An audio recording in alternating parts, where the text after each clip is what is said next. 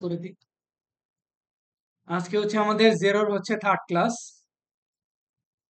আজকে যে টপিকগুলো আমরা করব সেটা হচ্ছে পারচেজ অর্ডার কিভাবে করতে হয়, বিল, ক্রেডিট নোট, রিপিটিং বিল অথবা স্পেন্ড মানি, এই জিনিসগুলো দেখব। কিভাবে ইনভয়েস ইম্পোর্ট করতে হয়, কিভাবে রিপোর্ট জেনারেট করতে হয়, ফিক্সড অ্যাসেট কিভাবে রেজিস্টার করব, ডেপ্রিসিয়েশন কিভাবে করব এবং সেলিং অ্যান্ড ডিসপোজাল কিভাবে করব, এই প্রত্যেকটা জিনিস দেখবো। তারপর হচ্ছে জার্নাল এন্ট্রি, তারপর হচ্ছে রেকর্ড ওভার পেমেন্ট এবং প্রি পেমেন্ট, ট্রান্সফার মানি এবং কনভার্সন ব্যালেন্স। এই মোটামুটি আজকের টপিক হচ্ছে আমাদের এখানে। তাহলে আমরা আপাতত চলে যাই আমাদের জিরোতে।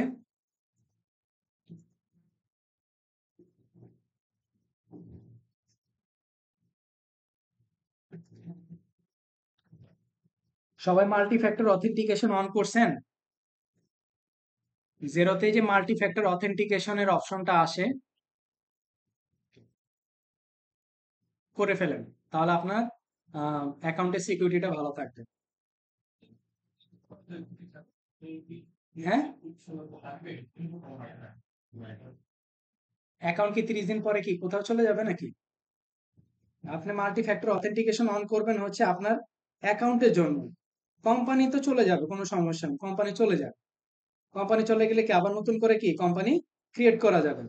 মাল্টি ফ্যাক্টরটা হচ্ছে আপনার অ্যাকাউন্টের সেফটির জন্য, আপনাদের জেরোতে যে অ্যাকাউন্ট আছে সেটার জন্য।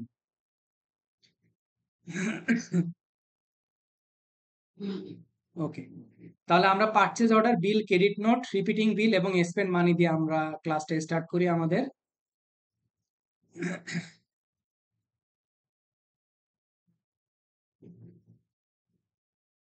ওকে, 60টা মনে হয় আছে, হ্যাঁ। আচ্ছা, আমরা গতদিন বিজনেসের আন্ডারে সেলস ওভারভিউ সম্পর্কে আমরা কাজ করে দেখছি। আজকে আমরা হচ্ছে পারচেজ ওভারভিউ নিয়ে একটু দেখব। পারচেজ ওভারভিউ বলতে আমরা কি বোঝায়, যে আমরা কারো কাছ থেকে কোনো জিনিস পারচেজ করতেছি, কিন্তু সেগুলো কি সবগুলাই অবশ্যই কি হতে হবে, অন ক্রেডিট হইতে হবে, তাই না? এখন পারচেজ ওভারভিউর ভিতরে কি কি অপশন আছে, বিল, রিপিটিং বিল, তারপরে ক্রেডিট নোট, পারচেজ অর্ডার, এই কয়টা জিনিস। তাহলে ক্যাশেরটা আমরা কই পাবো? ক্যাশে যদি কোনো পারচেজ করি, কোথায় গেলে পাবো বলেন তো? ক্যাশ পারচেজ করলে প্লাসের আন্ডারে স্পেন্ড মানি, সেটা দিয়ে কি আমরা ক্যাশে পারচেজ করব, ঠিক আছে? আর যদি অন ক্রেডিট হয় তাহলে আমরা কোথায় আসবো? বিজনেসের আন্ডারে পারচেজ ওভারভিউ থেকে। এখন এখানে হচ্ছে পারচেজ অর্ডার, পারচেজ অর্ডার আর সেলস এর ক্ষেত্রে কি ছিল, কোড। এখানে পারচেজ অর্ডারটা দ্বারা কি বোঝাচ্ছে, আমি কারো কাছ থেকে কোনো প্রোডাক্ট বা কোনো আইটেম আমি কি করতে যাচ্ছি, পারচেজ করতে যাচ্ছি, এই জন্য তাকে আমি কি করতেছি, একটা ফরমাইশ পাঠাচ্ছি, তাই না? এখন সে এটাকে বলা হইতেছে পারচেজ অর্ডার। এখন পারচেজ অর্ডার, সেখান থেকে আমার কি ক্রিয়েট হয়, একটা বিলের ক্রিয়েট হয় যদি আমি সেই প্রোডাক্ট গুলাকে নিই। আচ্ছা, আমাদের হয়তোবা মনে আছে, মানে আর কি, যখন কোনো এস্টিমেট করছিলাম কুইক বুকস অনলাইনে, সেখান থেকে আমরা পার্শিয়াল পেমেন্টও, সরি, পার্শিয়াল ইনভয়েস ক্রিয়েট করছিলাম, তাই না? কিন্তু আমরা কি সেটা জেরোতে পারবো? জেরোতে পাবো না। অবশ্যই আমাদেরকে সেই কথা মাথায় রেখে আমাদেরকে জিনিসগুলাকে এস্টিমেট বা কোডটাকে ক্রিয়েট করতে হবে। ঠিক একইভাবে আমরা একটা পারচেজ অর্ডার থেকে মাল্টিপল বিল ক্রিয়েট করতে পারবো না, ঠিক আছে? তাহলে আসেন আমরা একটা পারচেজ অর্ডার ক্রিয়েট করার চেষ্টা করি। ফ্যান অফ করে দেন যদি প্রবলেম হয়।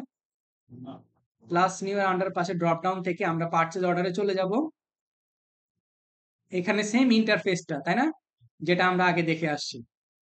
আচ্ছা, তাহলে প্রথমে আমরা যদি একটু দেখি, প্যাট্রিক মেলন ছিল।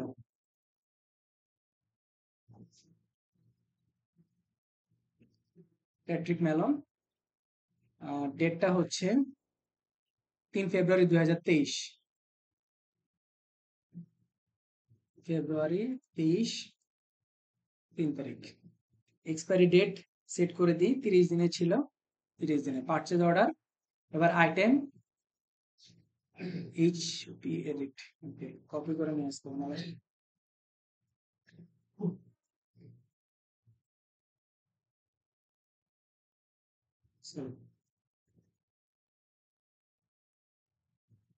আচ্ছা, তারপরে হচ্ছে হ্যাঁ, 8 12 8টা ছিল, 12টা ছিল। ওকে, ট্যাক্স রেট, ট্যাক্স রেট কিছু বলা নেই, এই জন্য নোট রাইট। আচ্ছা, সবাই কি আমরা অ্যাসাইনমেন্ট কমপ্লিট করছিলাম? না। হ্যাঁ, অ্যাসাইনমেন্ট কমপ্লিট করি নাই।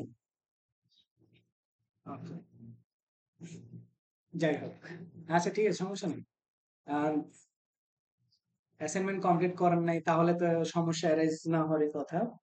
সেটা হচ্ছে যে আমরা যখন ডিসকাউন্টের অপশন আসে, গত দিনের অ্যাসাইনমেন্টে একটু বলি, সেটা হচ্ছে গতদিন আমরা যে সেলস ওভারভিউ থেকে আমরা যখন ইনভয়েস ক্রিয়েট করছি তখন আমাদের ডিসকাউন্ট অপশন আসছিল, তাই না নজরুল ভাই? জি। তারপরে যখন ক্রেডিট নোট করতে গেছি তখন কি ডিসকাউন্ট আসছিল? আসবে না। তাহলে এটার জন্য কি সমাধান করা উচিত বলেন তো নজরুল ভাই? অবভিয়াসলি আমরা যখন ক্রেডিট নোট করতে যাব তখন কিন্তু ডিসকাউন্ট পাবো না। তাহলে কি আমাদের করণীয়? ওই যে আমরা যখন ইনভয়েসটা করে আসছিলাম তখন যে ডিসকাউন্টটা বাদ দেওয়ার পরে যে টাকাটা থাকবে বা যে ডিসকাউন্টেড প্রাইসটা থাকবে সেটাকে নিয়ে এসে আমরা এখানে বসাবো। ঠিক আছে? এজন্যই তো এটাকে একটু বলে দিলাম আপনাদের সুবিধার্থে। কারণ অনেকে মনে করতে পারেন যে আমাদের তখন ডিসকাউন্ট অপশন কেন আসতেছে না? কারণ ডিসকাউন্ট অপশনটা ক্রেডিট নোটের সময় আসবে না। এটা একটু জাস্ট বলার ছিল, একটু বলে রাখলাম আপনাদেরকে। এই যে দেখেন, এখন এখান থেকে আমি চাইলে কি করতে পারি? সেভ অ্যান্ড ক্লোজ করি বা সেভ অ্যাজ ড্রাফট করে রাখলাম। ড্রাফট আকারে সেভ করলাম। তাহলে আমার পারচেজ ওভারভিউ সেন্টারে চলে আসলো। এখন পারচেজ ওভারভিউ থেকে এটাকে আমি সিলেক্ট করব সাবমিট ফর অ্যাপ্রুভাল। তাহলে এটা কোথায় চলে যাবে? অ্যাওয়ার্ডিং অ্যাপ্রুভালে চলে যাবে ড্রাফট থেকে। তারপর অ্যাওয়ার্ডিং অ্যাপ্রুভাল থেকে যদি আমি ডিলিট করতে চাই ডিলিট হয়ে যাবে, প্রিন্ট করতে চাইলে প্রিন্ট হবে। আর সেন্ড কাকে সেন্ড করব? ওই যে প্যাট্রিক মেলনের যে মেল অ্যাড্রেস তাকে সেন্ড করার জন্য। তাহলে আমরা এটাকে অ্যাপ্রুভ করে দিব। তাহলে সেটা চলে যাবে হচ্ছে অ্যাপ্রুভড সেন্টারে। ওকে, অ্যাপ্রুভড এর পরে এইখানে একটা ঝামেলা ছিল, তাই না? তা আমি এটার জন্য একটা ভিডিও আপনাদের সাথে মনে হয় শেয়ার করছিলাম, না নজরুল ভাই মনে হয় শেয়ার করছিল, তাই না? ওই যে পারচেজ অর্ডার থেকে কিভাবে বিলে কনভার্ট করতে হয়। আমরা যদি এখান থেকে ডিরেক্ট অপশনটাকে ক্লিক করি বিল, মানে আমার পরবর্তীতে কিন্তু আমি কোনো চেঞ্জ করতে পারবো না। আমার এই যে পারচেজ অর্ডারের আমার কি ডেটের পরিবর্তন করতে হবে? কারণ আমাকে বলে দিছে পারচেজ অর্ডার বিলে কনভার্ট করার জন্য কয় তারিখ? 8 তারিখ কনভার্ট করতে হবে। তো এখন আমি যদি এখান থেকে ডিরেক্ট বিল্ড করে দিই তাহলে কিন্তু আর কোনো অপশন থাকবে না আমার হাতে। এই জন্য আমি বলছি এই পারচেজ অর্ডারটাকে আমাকে ওপেন করতে হবে। ওপেন করার পরে আমাকে এখানে বলা হইতেছে মার্ক অ্যাজ বিল্ড। আমি বিলে করব, এই যে এখানে বলা হইতেছে copy purchase order to a draft bill. মানে আপনার কাছে সেটা কি ড্রাফট বিল আকারে আসবে, আপনি সেটাকে ম্যানুয়ালি এডিট করবেন। হয় ডেটের জন্য এডিট করা লাগতে পারে, অথবা আপনার কি আইটেম এডিট করা লাগতে পারে, অথবা রেট এডিট করতে হইতে পারে। এজন্য আমরা এটা এখান থেকে করব, copy purchase order to draft bill. Okay দিব। দেখেন এই যে নিউ বিলে চলে আসছে ড্রাফট আকারে। এখন আপনি যদি মনে করেন এখান থেকে আপনি কোয়ান্টিটি চেঞ্জ করতে চান, কোয়ান্টিটি চেঞ্জ করতে পারেন। ইউনিট প্রাইস চাইলে ইউনিট প্রাইস চেঞ্জ করতে পারেন। ট্যাক্স রেট, প্রত্যেকটা জিনিস কি চেঞ্জেবল। আচ্ছা, আমার বলছে 8 ফেব্রুয়ারি 2023।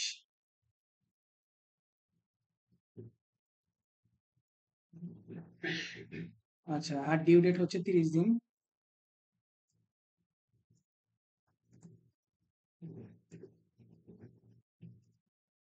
আচ্ছা, আর কিছু ফুল অ্যামাউন্ট, ফুল অ্যামাউন্ট করতে বলছে, তাহলে এখানে আর কোনো কিছু চেঞ্জ আনতে হবে না। আচ্ছা, এবার আসেন আমরা এটাকে সেভ অ্যাজ ড্রাফট করে দেব।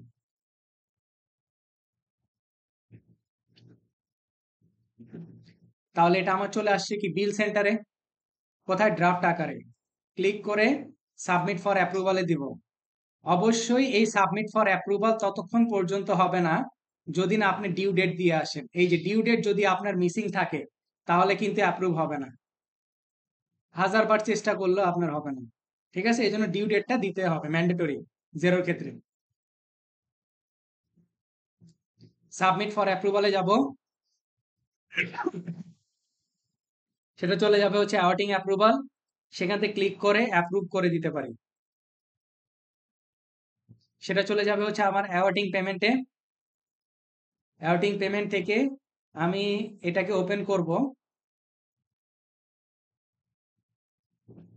এটাকে ওপেন করতে পারি। ওপেন করলেই আমার কি আসবে, নিচে পেমেন্টের জন্য অপশন আসবে, তাই না? আমাকে এখানে কি বলছে, যে 20 ফেব্রুয়ারি 2023-এ ফুল পেমেন্ট করো আরবিএস ব্যাংকের মাধ্যমে। ফেব্রুয়ারি 20 তারিখ কোথা থেকে? আরবিএস ব্যাংকের মাধ্যমে। রেফারেন্স নাম্বার আপনি এই পারচেজ অর্ডারের নাম্বারটা দিতে পারেন।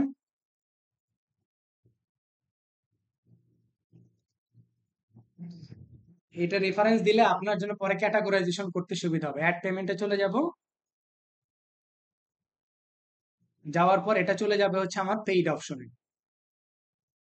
এই যে প্যাট্রিক মেলন পারচেজ অর্ডার 8 ফেব্রুয়ারিতে পেমেন্ট করা হয়েছে, 20 ফেব্রুয়ারিতে পেইড কত টাকা হয়েছে? 3120। এটা হচ্ছে কি, আমার একটা কি পারচেজ অর্ডার করলাম, সেখান থেকে বিল করলাম, বিল করে দেন সেটাকে অ্যাপ্রুভ করলাম। ঠিক আছে, এটা হচ্ছে পারচেজ অর্ডারের সিস্টেম। পারচেজ অর্ডার থেকে বিল, বিল থেকে পেমেন্ট। ওকে, তারপরেরটাতে এখানেও সেম ভাবে বলছে, সমস্যা নেই। একটা রিটার্নেরটা আমরা দেখি, তাই না? একটা রিটার্নেরটা দেখি।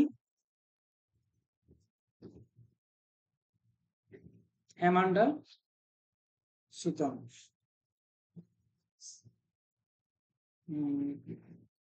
বিল। আমরা ডিরেক্ট বিলে চলে যাব। না থাকলে আমরা অ্যাড নিউ করে নিব। 15 ফেব্রুয়ারি 2023,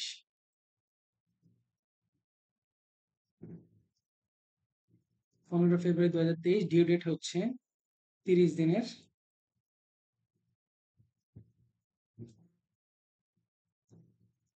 আচ্ছা, এবার আসি প্রোডাক্ট গুলা। অনেক প্রোডাক্ট,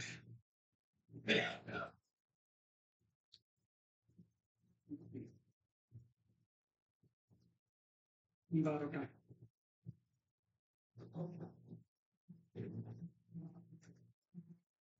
কোনো ট্যাক্স বলি নাই, তাহলে আপাতত নো ভ্যাট দিয়ে স্টার্ট করব। তারপরে হচ্ছে ডেল 6টা।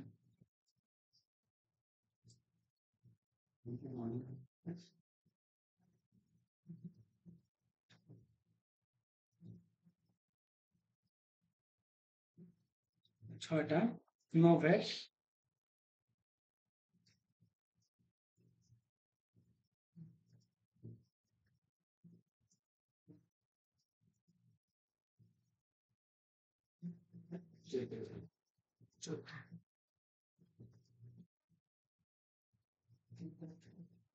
14, নো ভ্যাট।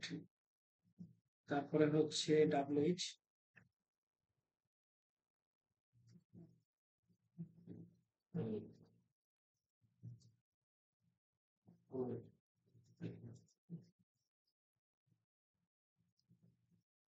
ওকে, তারপরে হচ্ছে ডেল 10টা।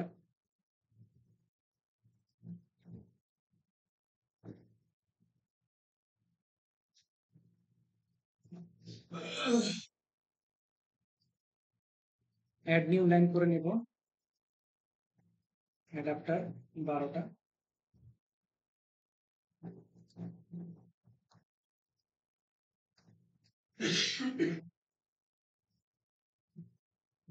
No VAT. এটা হচ্ছে আমার বিল। অ্যামান্ডা সুতনের 15 ফেব্রুয়ারি 2023-এর একটা বিল করতে আমাকে দেওয়া হয়েছে। সেই বিলের টোটাল ভ্যালু হচ্ছে 4430। এটাকে আমরা কি করব, সেভ এজ ড্রাফট করতে পারি বা অ্যাপ্রুভ করতে পারি ডিরেক্ট। আমি এবার ডিরেক্ট অ্যাপ্রুভ করে দেখাবো, আর ওই অপশনগুলো দেখাবো না। ডিরেক্ট সাবমিট,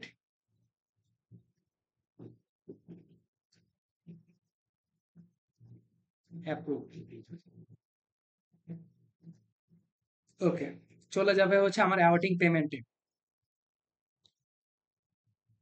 এবার আসেন, আপনাকে বলা হয়েছে রিটার্ন হয়েছে 15 ফেব্রুয়ারিতে, বিলটা ক্রিয়েট হয়েছে। আপনাকে বলছে রিটার্ন হয়েছে 20 ফেব্রুয়ারি 2023-এ। এই দুইটা প্রোডাক্ট আপনার কাছে আপনি কি করছেন, ওই অ্যামান্ডা সুলতান সাপ্লায়ারকে রিটার্ন করছেন। তাহলে এগুলো আমরা কি করব, ক্রেডিট নোট করতে হবে, তাই না? এন্ড সেটা করার জন্য আমি একটা ভালো পরামর্শ দিছিলাম আপনাদেরকে, ওই বিলের ভিতরে গিয়ে কাজটা করা। এই যে বিলের ভিতরে আমি বিলটাকে ওপেন করব, তাই না? বিলটাকে ওপেন করার পরে বিল অপশনের পাশে যে ড্রপ ডাউন মেনু আছে, সেখান থেকে ক্লিক করা মাত্রই আপনার সামনে চলে আসবে অ্যাড ক্রেডিট নোট। এটা করলে সুবিধা কি হবে, আমার যে ইনফরমেশন, এতগুলো ইনফরমেশন, সেগুলো অনেক কিছুই কি থেকে যাবে, আমার কাজটা করতে একটু সুবিধা হবে। এজন্য অ্যাড ক্রেডিট নোটে চলে যাব। এই যে দেখেন অ্যামান্ডা সুলতান, এই যে নামগুলো চলে আসে না অটোমেটিক। তারপরে ডেটটা 20 ফেব্রুয়ারি 2023।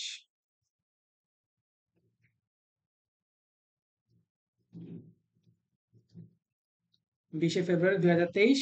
আপনার কাছে কি কি বলছে, WH ব্যাটারি আর HPL বুক। কত কত? এক, না, এক আর হচ্ছে 4, 1 আর 4। আচ্ছা, আমি দুটো একটু কারেক্ট করি। একটা হচ্ছে 3টা, একটা হচ্ছে 2টা। 3টা, একটা হচ্ছে 2টা। আমার ক্রেডিট নোটটাকে সৃষ্টি করতেছি কবে, 20 ফেব্রুয়ারি 2023 তারিখে। আচ্ছা, এখান থেকেও ডিরেক্ট আমি কি করব, অ্যাপ্রুভ করে দিলাম।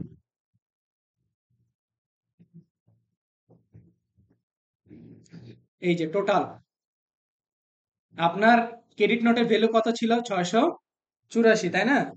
কিন্তু উপরে কিন্তু তারা টোটাল লিখে রাখছে বিলের ভ্যালু। অবশ্যই এই জায়গাটাকে চেঞ্জ করতে হবে। এই জন্যই তারা আপনাকে ইন্ডিকেশন দিচ্ছে, মানে বিলের ভ্যালু যা থাকবে উপরে টোটালের ভ্যালু তো সেম থাকার কথা। সেম নাই বিধায় আপনাকে এরর বলতেছে, the total does do not match. এবার আমরা অ্যাপ্রুভ করতে পারি। এইবার দেখেন, ওই যে ডিরেক্ট অ্যাপ্রুভ করার কারণে কি হয়েছে, আমার বিলের ভ্যালু 4430, সেখান থেকে আমার ক্রেডিট নোট 684.0, এটা মাইনাস করে টোটাল কত টাকা দিতে হবে, 3746 এটা দিতে হবে আপনাকে। এই যে নিচে মেক পেমেন্টের কাছে আপনার তারা অপশন দিয়ে রাখছে। তাহলে এটা আমরা কয় তারিখে পেমেন্ট করব, 28 ফেব্রুয়ারি 70%। 28 ফেব্রুয়ারি 2023। কোন ব্যাংক ছিল, মেট্রো ব্যাংক। Metro bank. এবার আসেন, আমরা যেরকম কুইক বুকসে পার্সেন্টেজ দিয়ে সুন্দর করে করতে পারছি না, কিন্তু এখানে সেটা করা যাবে না। এটা এখানে আপনাকে ম্যানুয়ালি এসে কাজ করতে হবে। তাহলে আমরা একটু ক্যালকুলেটরটা ওপেন করি। 3746 ইন্টু 0.70, 2622.20,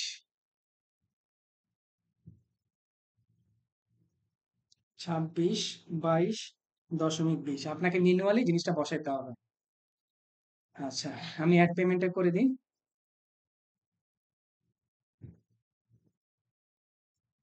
তাহলে সেটা গিয়ে চলে যাবে হচ্ছে আমার পেইড অপশনে। কি নাম ছিল,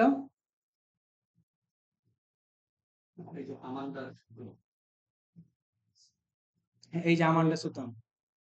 ঠিক আছে, কমপ্লিট। না, পেমেন্ট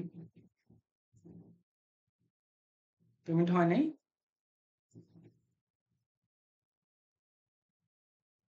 ও, একটা ডিউ রয়ে গেছে, সরি, ডিউ রয়ে গেছে, ওই জন্য তারা ওইখানে দেখাচ্ছে। দুইটা জিনিস দুই জায়গায় চলে গেছে। একটা যেটা ডিউ অংশটা, সেটা রয়ে গেছে অ্যাওয়ার্টিং পেমেন্টে, ডিউ অংশটা রয়ে গেছে অ্যাওয়ার্টিং পেমেন্টে, আর বাকি অংশটা চলে গেছে হচ্ছে পেইড অপশনে।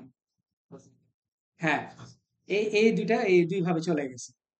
তাহলে এটা করে আমরা কি বুঝলাম, যে একটা আমাদের কি করতে হয়, একটা বিল করতে হয়। বিল করার পরে রিটার্ন যদি আমাদের করতে হয়, সেটা আমরা কি করব, বিলটাকে ওপেন করব। ওপেন করে দেন ওইখান থেকে বিল অপশনে যাব। বিল অপশনে গেলেই আমরা কি পাবো, একটা রিটার্নের জন্য ক্রেডিট নোট পাবো। সেই ক্রেডিট নোটটাকে আমরা কি করতে পারি, ড্রাফট আকারে সেভ করতে পারি, অথবা আপাতত প্র্যাকটিস পারপাসের জন্য আমরা কি করতে পারি, একবারে অ্যাপ্রুভ করে দিতে পারি। অ্যাপ্রুভ করে দিলে কি হবে, ডিরেক্ট বিল অ্যামাউন্ট থেকে রিটার্নের অ্যামাউন্টটাকে মাইনাস হয়ে যাবে। পরবর্তী যখন আমরা পেমেন্ট করতে যাব, সেই পেমেন্টটা আমরা বিলটাকে ওপেন করলে নিচে আমাদের অপশন আসবে মেক অ্যাজ পেমেন্ট। সেই পেমেন্টে গিয়ে আমরা পেমেন্টটাকে করে দিতে পারবো। ওকে,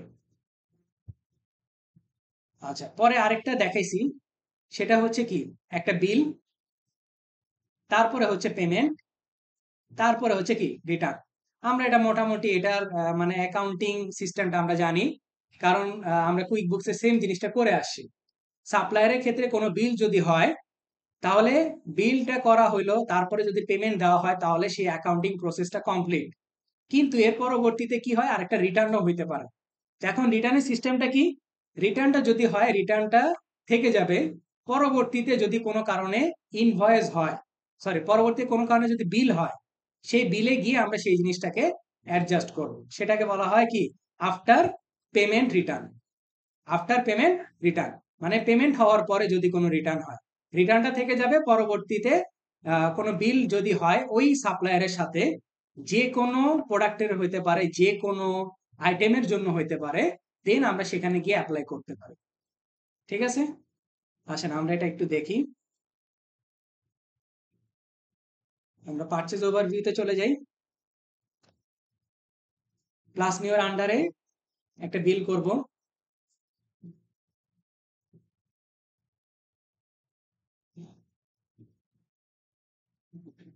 আমাদের নজরুল ভাই, সিয়ার নজরুল ভাই, তার নামে আমি একটা বিল করি। মার্চ 2023, মার্চের 1 তারিখ, তাই না? এদিন তো বন্ধ থাকার কথা না? কি দিবস? বিশ্ব শ্রম দিবস। হ্যাঁ, মের 1 তারিখ। আচ্ছা 1007, ওনার কাছ থেকে ব্যাটারি কিনছি আমি হচ্ছে 60টা ব্যাটারি নিছি।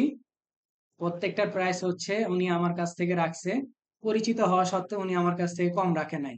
উনি আমার কাছ থেকে রাখছে হচ্ছে কত, 80 টাকা করে। 27 টাকা উনি কিনে আনছে, উনি আমার কাছে 80 টাকা করে রাখছে। যাই হোক, এটা ওনার লাভ, আমরা আপাতত না বলি। আহ, আপাতত 5% দিলাম, আবার ট্যাক্সও আছে 5%-এর। 4,800 টাকার ওনার সাথে কি আমার একটা ট্রানজেকশন হয়েছে, বা আমি ওনার কাছ থেকে এই প্রোডাক্টটা পারচেস করতেছি মার্চ 1, 2023 তারিখে। আমি এটাকে অ্যাপ্রুভ করে দিই। অ্যাপ্রুভ করে দেওয়ার পরে আমার সামনে তারা কি করতেছে, বিলটাকে দেখাচ্ছে। মার্চ 1, 2023, বিলের ভ্যালু হচ্ছে 4,800। 4,800 হচ্ছে বিলের ভ্যালু, 5% ভ্যাট সহ 5,040 টাকা। আচ্ছা মার্চ, আহ, আমি আবার কারো পেমেন্ট রাখি না, ঠিকঠাক মতো দিয়ে দিই, এজন্য মার্চের 20 তারিখে গিয়ে ওনাকে আমি পেমেন্টটা দিয়ে দিতেছি। কি থেকে দিচ্ছি, ধরলাম আরবিএস ব্যাংক থেকে দিয়ে দিতেছি।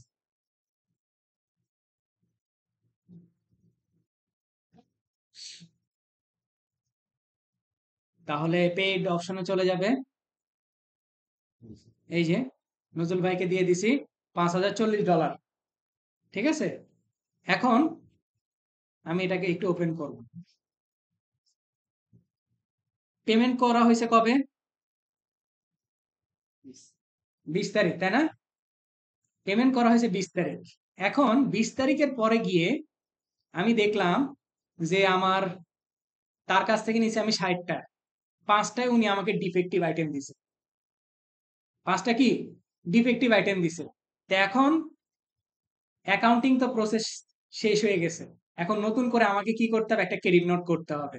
তাহলে এটার জন্য আমরা চলে আসবো আবার বিজনেস সেন্টারের আন্ডারে পার্চেজ ওভারভিউ থেকে, ড্রপ ডাউন থেকে ক্রেডিট নোট। এখন এখানে নাম লিখবো তার।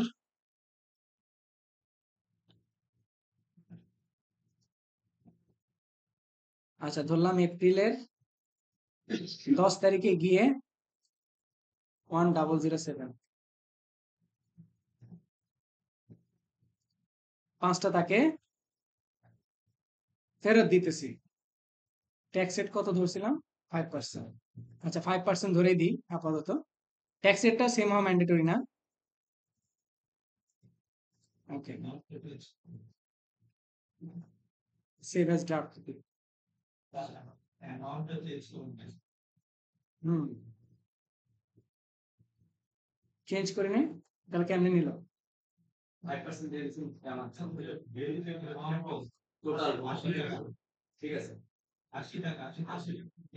কই? আরে 80 টাকা ছিল? আচ্ছা আচ্ছা, তাহলে তো আরো ভালো, তাহলে আরো ভালো হয়।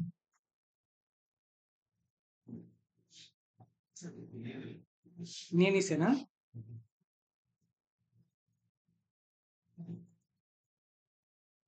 80 টাকা, 420, ঠিক আছে। Save as draft.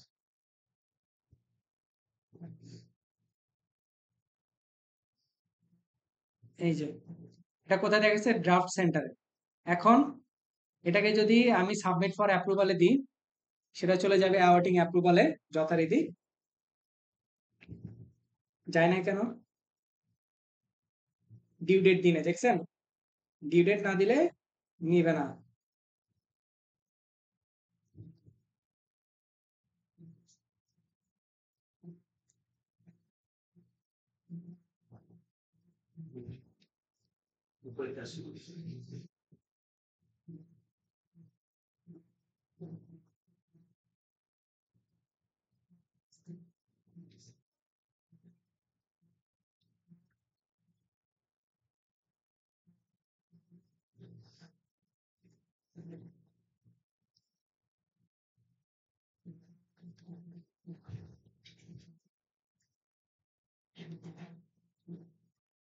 অ্যাপ্রুভ করে দিলাম ঠিকই, কিন্তু কোথায় এসে বসে থাকবে বলেন তো?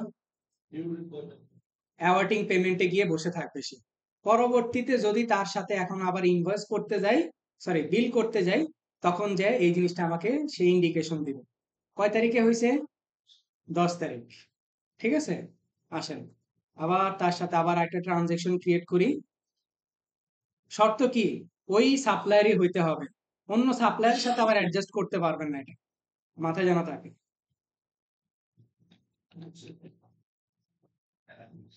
হ্যাঁ হ্যাঁ,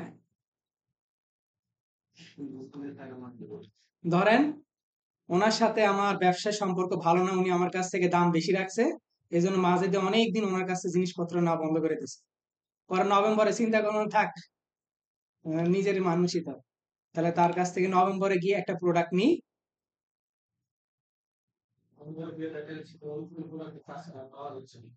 হ্যাঁ, এরকমও হইতে পারে, উনি হয়তো সিন্ডিকেটও করে রাখতে পারে। আচ্ছা যাই হোক, সে প্রোডাক্টটা যদি আমি দেখি, প্রোডাক্টটা হচ্ছে এইচপি এলিট বুক, ঠিক আছে। এইচপি এলিট বুক ওনার কাছ থেকে নিলাম, আমি 15টা নিছি, 126 টাকা করে রাখছে, এখন আর বেশি দাম রাখে নাই। নো ভেট দিল, আপাতত পক্ষে আমি সেভ করলাম।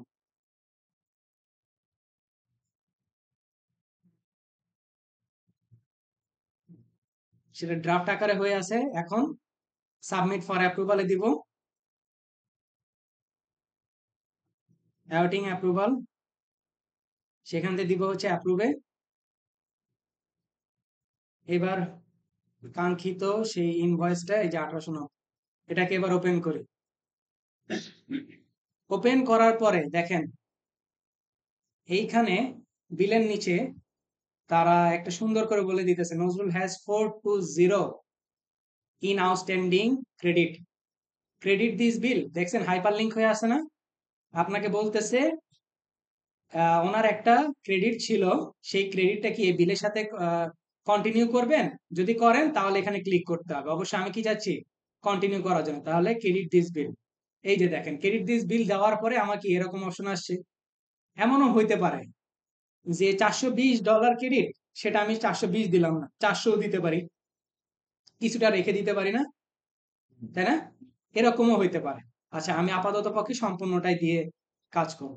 তাহলে অ্যামাউন্টের বিলের ভ্যালু ছিল 1890, 420 ক্রেডিট হয়ে গিয়ে থাকবে কত? 1470। এই যে অ্যালোকেট টু ক্রেডিট, আমি অ্যালোকেশনের জন্য বলতেছি। এই যে দেখেন 1890 তে 420 মাইনাস হয়ে 1470। এখন যদি পেমেন্ট করা হয় তাহলে কি ওনার সাথে আর কি কোনো কিছুই অবশিষ্ট থাকবে না। ধরলাম 30 তারিখে, ডিসেম্বরের 30 তারিখে মেট্রো ব্যাংক থেকে দিলাম অ্যাড পেমেন্ট। তার ক্রেডিট নোটটা কি আর থাকবে? না, ক্রেডিট নোটটা শেষ হয়ে যাবে। পেইড অপশনে চলে গেলে আমরা দেখতে পাবো নজরুল ইসলাম ভাইয়ের যে পেমেন্টটা, সেটা কি সম্পূর্ণরূপে ক্লোজড হয়ে গেছে। ওই যে ওইখানে যে 420 যেটা ছিল, হ্যাঁ, প্রথমে এই যে 400 দেওয়ার পর বাকি তো এটা আপনি বলছেন, সেখান থেকে পরবর্তী বিল রেজিস্ট্রেস করতে গেলে ওইটা জি, ইন্ডিকেট করবে। হ্যাঁ, ওটা আবার ইন্ডিকেট করবে ওইভাবে। আরেকটা জিনিস যে অ্যাপ্রুভালের ব্যাপারটা আছে, এখানে কি অথরাইজ কোনো সিস্টেম আছে যে? অবশ্যই আছে না? বাইরের দেশে একজন মানে আর কি বিলটাকে ড্রাফট করে, একজন অ্যাপ্রুভ করে, একজন পেমেন্ট দেয়, মানে কি কিন্তু আমাদের কাছে আছে। হ্যাঁ। আছে। অথরাইজ করতে না, বাইরের দেশে এরকম ইন্ডিভিজুয়াল পার্সনই থাকে, তাদের কাছে এক একজনের কাছে এক এক ধরনের অ্যাক্সেস থাকে, সেই অ্যাক্সেস অনুযায়ী তারা কাজগুলো করে।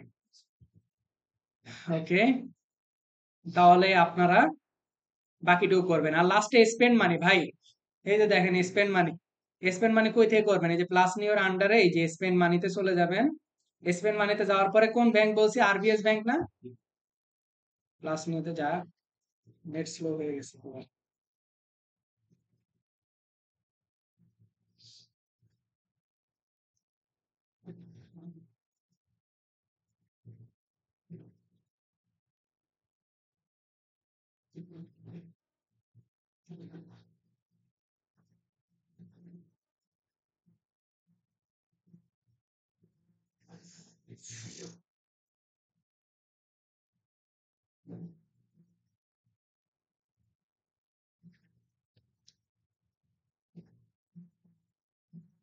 এই ট্রানজাকশনে জানাতে দেখেন ট্রানজেকশন জানো? আচ্ছা ঠিক আছে, আমি দেখতেছি আগে। এই যেটা এখন বলে এটা হ্যাঁ হ্যাঁ, এই যে আরবিএস ব্যাংক চেকিং আছে না, সিলেক্ট করবেন, তারপর নেক্সটে চলে যাবেন, তারপরে এই যে আপনার কাছে ইন্টারফেস আসে না, এখানে গিয়ে কাজ করবেন। ওকে ভাইয়ের ওটা দেখে আসি, পারচেজ ওভারভিউতে চলে যাই, বিল ছিল সেটা।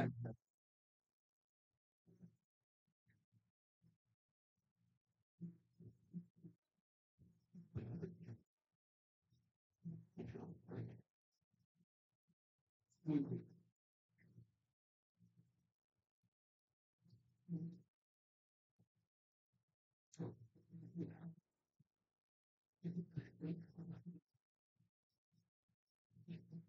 উম, না, তারা এখন আর আপনাকে দিচ্ছে না জার্নালটা দেখার জন্য। জার্নালটা দেখার জন্য তারা এখন সাজেস্ট করতেছে না। ঠিক আছে, আপনি এটাকে চেক করতে পারবেন রিপোর্টে গেলে, মানে আর কি ওই নজরুল ভাইয়ের ইন্ডিভিজুয়াল আর কি পার্সনে গিয়ে দেখতে পাবেন। এটা আর কি ইয়ে এমনি করতেছে জানালা না, করতেছে। হ্যাঁ হ্যাঁ, নিচে একটা অপশন ছিল মোর দিয়ে চেক করা, এখন এখানে নাই। এখানে তারা আমাকে সাজেস্ট করতেছে না জিনিসটাকে দেখার, এটাই আর কি। আচ্ছা, তাহলে সে আপনারা ফাইলটাকে তাহলে কমপ্লিট করবেন যেভাবে দেওয়া আছে ইনস্ট্রাকশন সেই অনুযায়ী। হ্যাঁ, ওকে।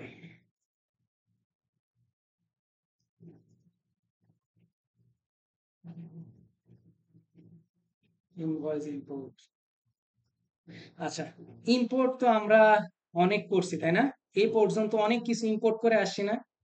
ইনভয়েসের প্যাটার্ন কিন্তু সেম। ওই যে আমরা শিখে আসি একটা ইনভয়েসের অনেকগুলো লাইন হইতে পারে, তাহলে নাম্বারও কি হবে?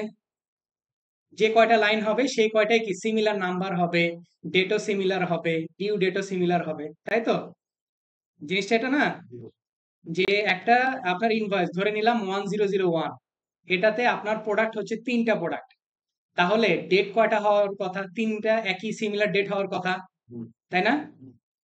তারপরে আপনার ডিউ ডেটও কি তিনটাই সিমিলার থাকবে, তাই তো? এই দুইটা জিনিস সিমিলার থাকবে অবশ্যই। আর আরেকটা জিনিস কি, যে যে জিনিসে স্টার মার্ক দেওয়া থাকে সেগুলো দেওয়া কি আমাদের জন্য ম্যান্ডেটরি। এই কয়টা জিনিস। আচ্ছা, আমরা যেহেতু ইনভয়েস ইম্পোর্ট করব, আমরা যাব সেলস ওভারভিউতে। জাস্ট আমি ইম্পোর্টের জন্য এই অপশনটা রাখছি আপনাদের জন্য। ইনভয়েস অপশনে গেলাম, সেলস ওভারভিউ থেকে ইনভয়েসে,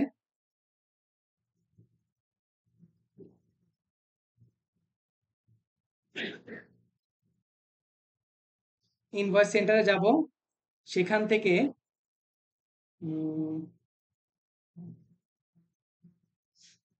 নিউ ক্রেডিট নিউ স্টেটমেন্ট, এই যে ইম্পোর্টের অপশন আছে এখানে। ইম্পোর্টে যাব। ইম্পোর্টে গেলে তারা আমাকে কিছু কথা সাজেস্ট করতেছে। Download your invoice template file, তারা আপনাকে একটা ফাইল টেমপ্লেট দিচ্ছে, আগে এটাকে ডাউনলোড করবেন। Okay, copy your invoices into this template, মানে যেইখানে আপনার ইনভয়েস গুলো রেখে আসছেন সেখান থেকে কপি করে নিয়ে এসে এখানে বসাবেন। But there is an condition, important দিয়ে তারা বলে দিচ্ছে, do not change the column heading provided in the zero template. Zero টেমপ্লেটের আমরা সবাই জানি যে আমাদের যত ধরনের ফাইল দেওয়া হয়েছে প্রত্যেকটা ফাইলের হেডিং কি ডিলিট করা যাবে না, আনচেঞ্জ থাকতে হবে। This need to be unchanged to the import work in the next step. Okay, date are assumed to be English United Kingdom format, date কিন্তু তারা বলে দিচ্ছে ইউনাইটেড কিংডম ফরম্যাটে দিতে হবে।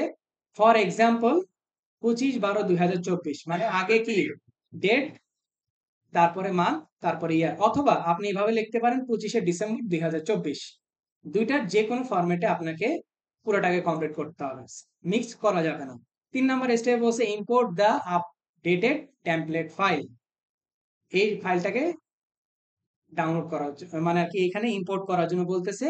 নিচে আপনাকে বলতেছে অবশ্যই সে ফরম্যাটটা কি dot CSV comma separated value file, ঠিক আছে। তারপরে বলতেছে would you like to update contact detail. এখন আপনি যতগুলো ইনভয়েস ইম্পোর্ট করবেন, হইতে পারে আপনার কোনো ইনভয়েসের ইনফরমেশন আপনার জিরোতে আগে থেকে নাই, কিন্তু আপনি চাচ্ছেন সেটা এখন ইনভয়েসের মাধ্যমে সেই জিনিসটা অটোমেটিক্যালি কি হয়ে যায়, জিরোতে ইম্পোর্ট হয়ে যায়। তাহলে অবশ্যই আপনি এটা দিবেন কি yes, update contact with imported address detail, মানে ডিটেলস গুলো যাতে আপডেট হয়ে যায়। তারপরে বলছে is the unit amount tax field inclusive or exclusive, আপনি কোন পদ্ধতিতে ট্যাক্সটাকে ধরছেন, এক্সক্লুসিভ না ইনক্লুসিভ। এক্সক্লুসিভ হলে আমরা এক্সক্লুসিভটাকে ক্লিক করে দেব। আসেন আমরা একটু ফাইলটাকে দেখি। অনেক বড় file, there is an huge. এখানে আমি যদি একটু আপনাদেরকে, ডিলিট তো করা যাবে না, আমি একটু হাইড করি।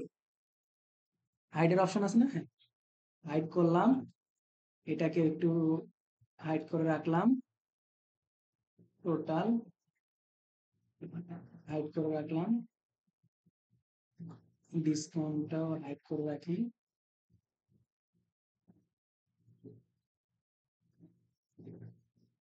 হাইড, ওকে। কি কি তাহলে আপনার ম্যান্ডেটরি, একটু যদি আমরা একটু ফোকাস করে দেখার চেষ্টা করি।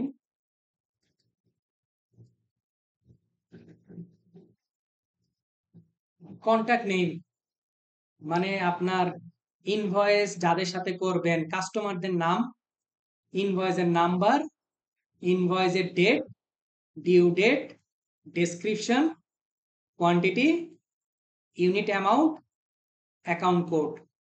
অ্যাকাউন্ট কোড মানে কি, ওই যে চার্ট অফ অ্যাকাউন্টস, আমরা যখন ইনভয়েস করতে যাই তখন আমাদেরকে একটা চার্ট অফ অ্যাকাউন্টস দিতে হয় সিলেক্ট করে, সেই অ্যাকাউন্টের কোড।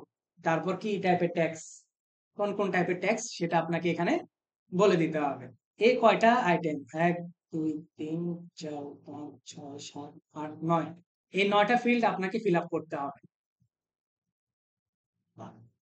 হ্যাঁ, এই 9টা ফিল্ড অবশ্যই অবশ্যই আপনাকে ফিল আপ করতে হবে, না হলে তারা আপনাকে ইম্পোর্ট করতে দিবে না। ওকে, আমার কাছে যেহেতু করা আছে আপাতত পক্ষে আমি শুধু ডাউনলোড করে রাখি।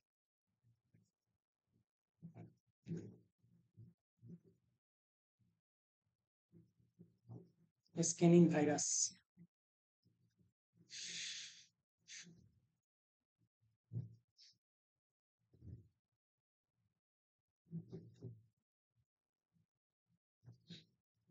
দেখেন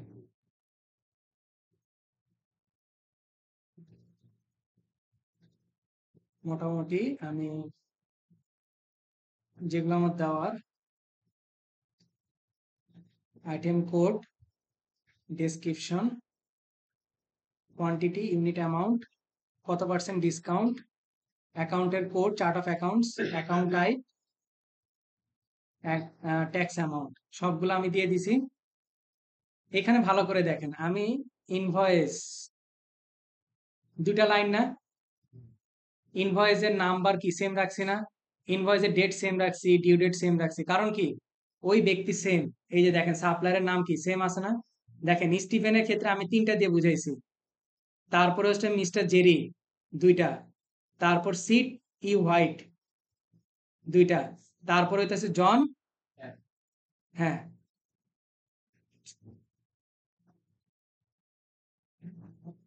কথা বুঝাইতে পারছি? ঠিক যে প্যাটার্নে আমরা কুইক বুকসে করে আসি ইনভয়েস ইম্পোর্ট বা যে কোনো কিছু ইম্পোর্ট করা, বিল ইম্পোর্ট করা, প্যাটার্নটা কিন্তু সেম থাকবে।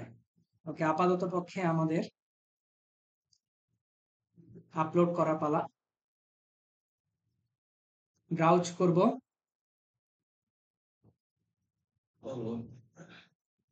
আপলোড হয়ে গেছে, ইয়েস দিব, ট্যাক্স এক্সক্লুসিভ।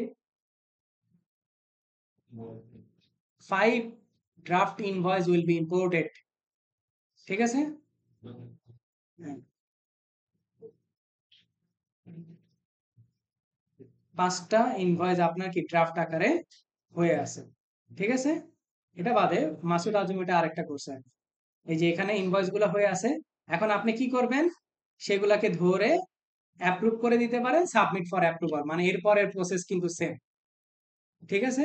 এরপরের প্রসেস আমরা যেভাবে দেখে আসছি সেম ভাবে এইভাবে করে আমাদের বিলও ইম্পোর্ট করা লাগে। সরি, বিলও এবং ইনভয়েস দুইটাই ইম্পোর্ট আমরা এইভাবে করতে পারি। কথা কি আমি বুঝাইতে পারছি? বিলের বিলের ক্ষেত্রেও ওইগুলা একই রাখবো, হুম? একই নামে একই রাখবো। কি বিলের ক্ষেত্রে?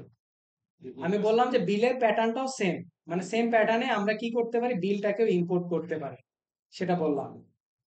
যে মানে ইম্পোর্টের পোর্শনটা।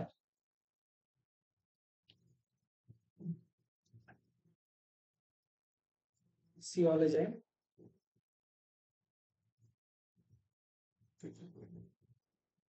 এই যে ইম্পোর্ট ফ্রম সিএসভি, এখানে যদি যাই দেখেন এই যে ইম্পোর্টে বিল সেম ভাবে টেমপ্লেট দিতেছে আপনাকে। এই যে সেম ভাবে ইম্পোর্ট করতে দিতেছে, ইয়েস আপডেট ট্যাক্স এক্সক্লুসিভ, দেখছেন সব জিনিসই সেম আছে, কোনো পরিবর্তন নাই। এই জন্য একটা দিয়ে বুঝাইলাম, একটা বিলটাকে 5টা বিলটাকে আমি ইম্পোর্ট করে দেখালাম। ঠিক একইভাবে আপনারা কি করবেন, আপনাদের বাড়ি কাজ আরেকটু এক্সট্রা হবে, সেটা হচ্ছে ইম্পোর্ট বিল করবেন, মানে 5টা বিল আপনি ইম্পোর্ট করবেন।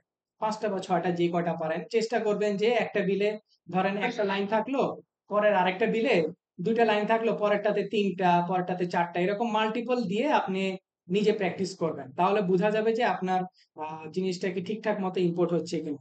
যত বেশি এগুলোতে আসলে প্র্যাকটিস করবেন তত বেশি আপনার দক্ষতাটা আসবে, এটাই।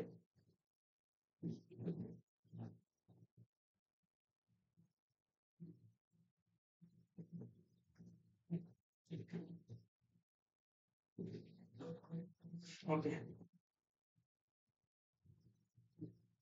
রিপোর্ট। রিপোর্ট কই পাবো? অ্যাকাউন্টিং এর আন্ডারে রিপোর্টসে চলে যাব। কুইক বুকস এর রিপোর্টের জন্য কি আমাদের আলাদা নেভিগেশন প্যানেল থেকে আমাদের যেতে হতো, তাই না?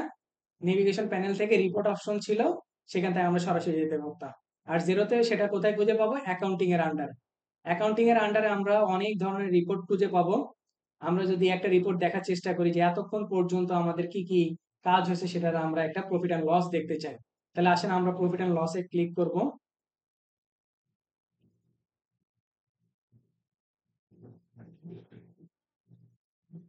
এখানে ডেট রেঞ্জটা ঠিক করে দিবেন, জানুয়ারি 2023, যেহেতু কাজ করতেছিলাম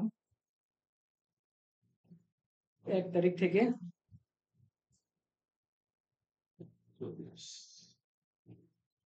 23শে ডিসেম্বর পর্যন্ত দিই। সরি, ডিসেম্বর 31 দিয়ে আপডেট দিবেন।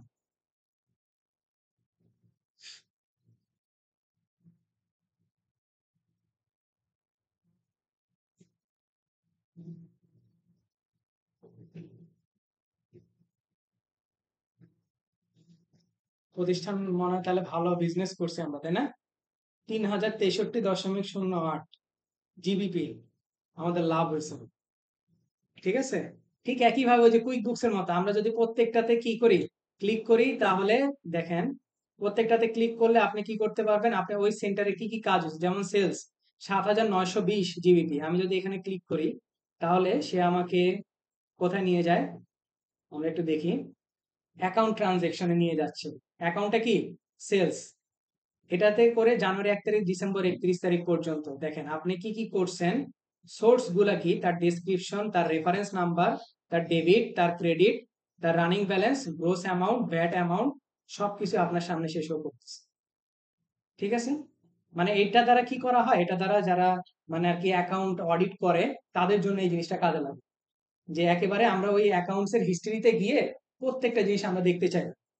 তাহলে ওই অ্যাকাউন্টসে গিয়ে আমরা আপনাদের যে যে অ্যাকাউন্ট দেখতে চান সেই প্রত্যেকটা অ্যাকাউন্ট সিলেক্ট করে আপডেট করলে কি আপনার এই পুরো বিস্তারিত জিনিসটা দেখা যাবে আপনার সামনে।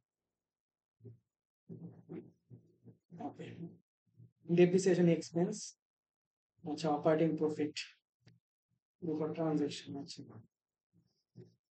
ওকে, তাহলে বুঝাইতে পারছি। এভাবে করে আপনারা প্রত্যেকটা রিপোর্ট জেনারেট করবেন। আপনাদের কাছে যে কয়টা রিপোর্ট, আপনারা যেহেতু এতদিন ধরে কাজ করতেছেন, কুইক বুকসের এর আগে দুইটা সরি জেরোর এর আগে দুইটা ক্লাস হয়ে গেছে, আপনারা এখন মোটামুটি ম্যাক্সিমাম রিপোর্টই দেখতে পাবেন। Profit and loss statement, balance sheet, তারপর ক্যাশ ফ্লো স্টেটমেন্ট, তারপর বিভিন্ন ফাইন্যান্সিয়াল রিলেটেড যেমন হইতেছে বাজেট, ইয়া সামারি রিপোর্ট, তারপর দেখা গেছে যে যদি আর অন্যান্য কাজ করে থাকেন যেরকম চেঞ্জ ইন ইকুইটি দেখতে পারেন, তারপরে অ্যাকাউন্ট রিসিভেবল, পেয়েবল রিলেটেড জিনিসগুলো দেখতে পারেন। ঠিক আছে? আচ্ছা, এগুলো আপনার একটু রিপোর্ট আপনারা আপনাদের অ্যাকাউন্টের রিপোর্ট গুলো জেনারেট করে নিন। প্রশ্ন যাচ্ছেন, বলেন। আমি বাস্তব ঘটনার উপর, হুম। যেটা সাধারণত ঘটে আর কি। সেটা যদি যেরকম আমরা সেলসের যে কাজটা করতেছি বা যে আমাদের কাস্টমার আছে, তো এখন একটা কোম্পানি যেটা বিশ্বদের কোম্পানি, এই যে আমরা এবিসি কোম্পানি বিষ্ণু দিয়ে ওরা একটা ডিস্ট্রিবিউটর আছে, ওখানে ইউনিটনে ওদের দেন বছরে একটা মাঝামাঝি সময় হলো কি তাদের সাথে চুক্তি ক্যান্সেল হয়ে গেল। কিন্তু হরেতে কোম্পানি আরেকটা ডিস্ট্রিবিউটর আছে, তাদের সাথে চুক্তি হলো যে ওই বিষ্ণুদের ব্যালেন্সটা সে নিয়ে নিবে। এটা কি সম্ভব ব্যালেন্স ট্রান্সফার করা? না, ব্যালেন্স ট্রান্সফার করা পসিবল না। আপনি ওর সাথে কি করা যায়? যতক্ষণ পর্যন্ত কাজ হয়েছে, হুম। সে কাজ হওয়ার পরে আপনার যে ব্যালেন্সটা আছে, সে লাস্টের যে ওপেনিং ব্যালেন্সটা হয় তাকে আপনি একেবারে আর্কাইভ করে দিতে পারেন বা ইনএক্টিভ করে দিতে পারেন, করে দিয়ে আরেকজনের যে যার কথা বললেন ওনার নামে একটা ওপেন করে কাস্টমার বা এখানে হচ্ছে আপনার কন্টাক্ট কন্টাক্ট ওপেন করে তার নামে ওপেনিং ব্যালেন্সটা দিয়ে আপনি একটা start করতে ঘটনা হয় কি, যেমন ধরেন ওর কাছে ধরেন 10,000 টাকার বিভিন্ন আইটেম, 10,000 টাকা আছে, 10,000 পারেন।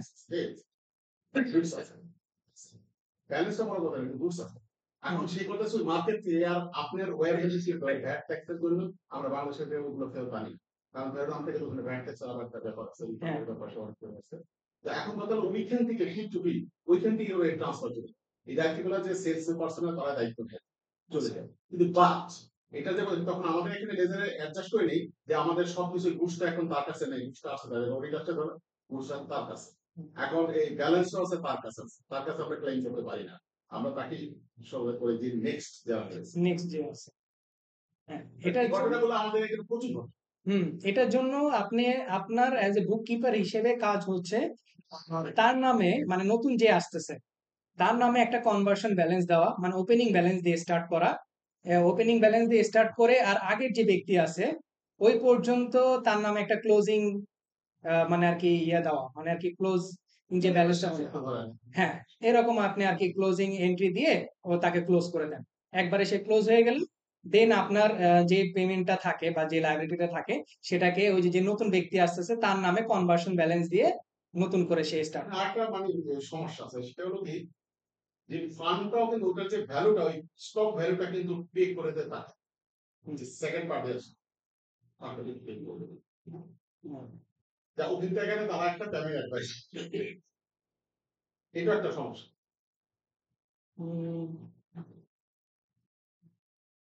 ওইখানে স্টকেরটার জন্য তো আসলে স্টকেরটার জন্য এখানে তেমন একটা ইম্প্যাক্ট নাই।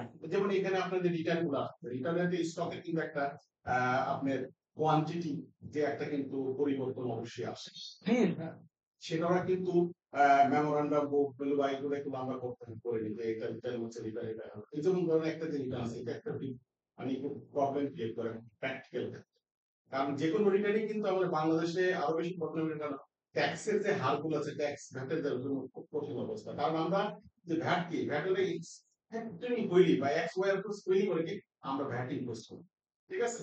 এখন ওটা যদি আবার ফেরত আসে, তখন কিন্তু এরা অনেক সার্কেলে জানাতে হয়, সার্কুলার করে দিয়ে করতে হয় যে আমার এটা ফেরত আসতেছে, কেন ফেরত আসতেছে, কারণ এই সবগুলো ক্রাইটেরিয়া আছে, ল আছে। হ্যাঁ, তো এখন এই কারণে আমরা এইসব কাজ ফিল্ডিং এর কাজগুলো সারি। হ্যাঁ।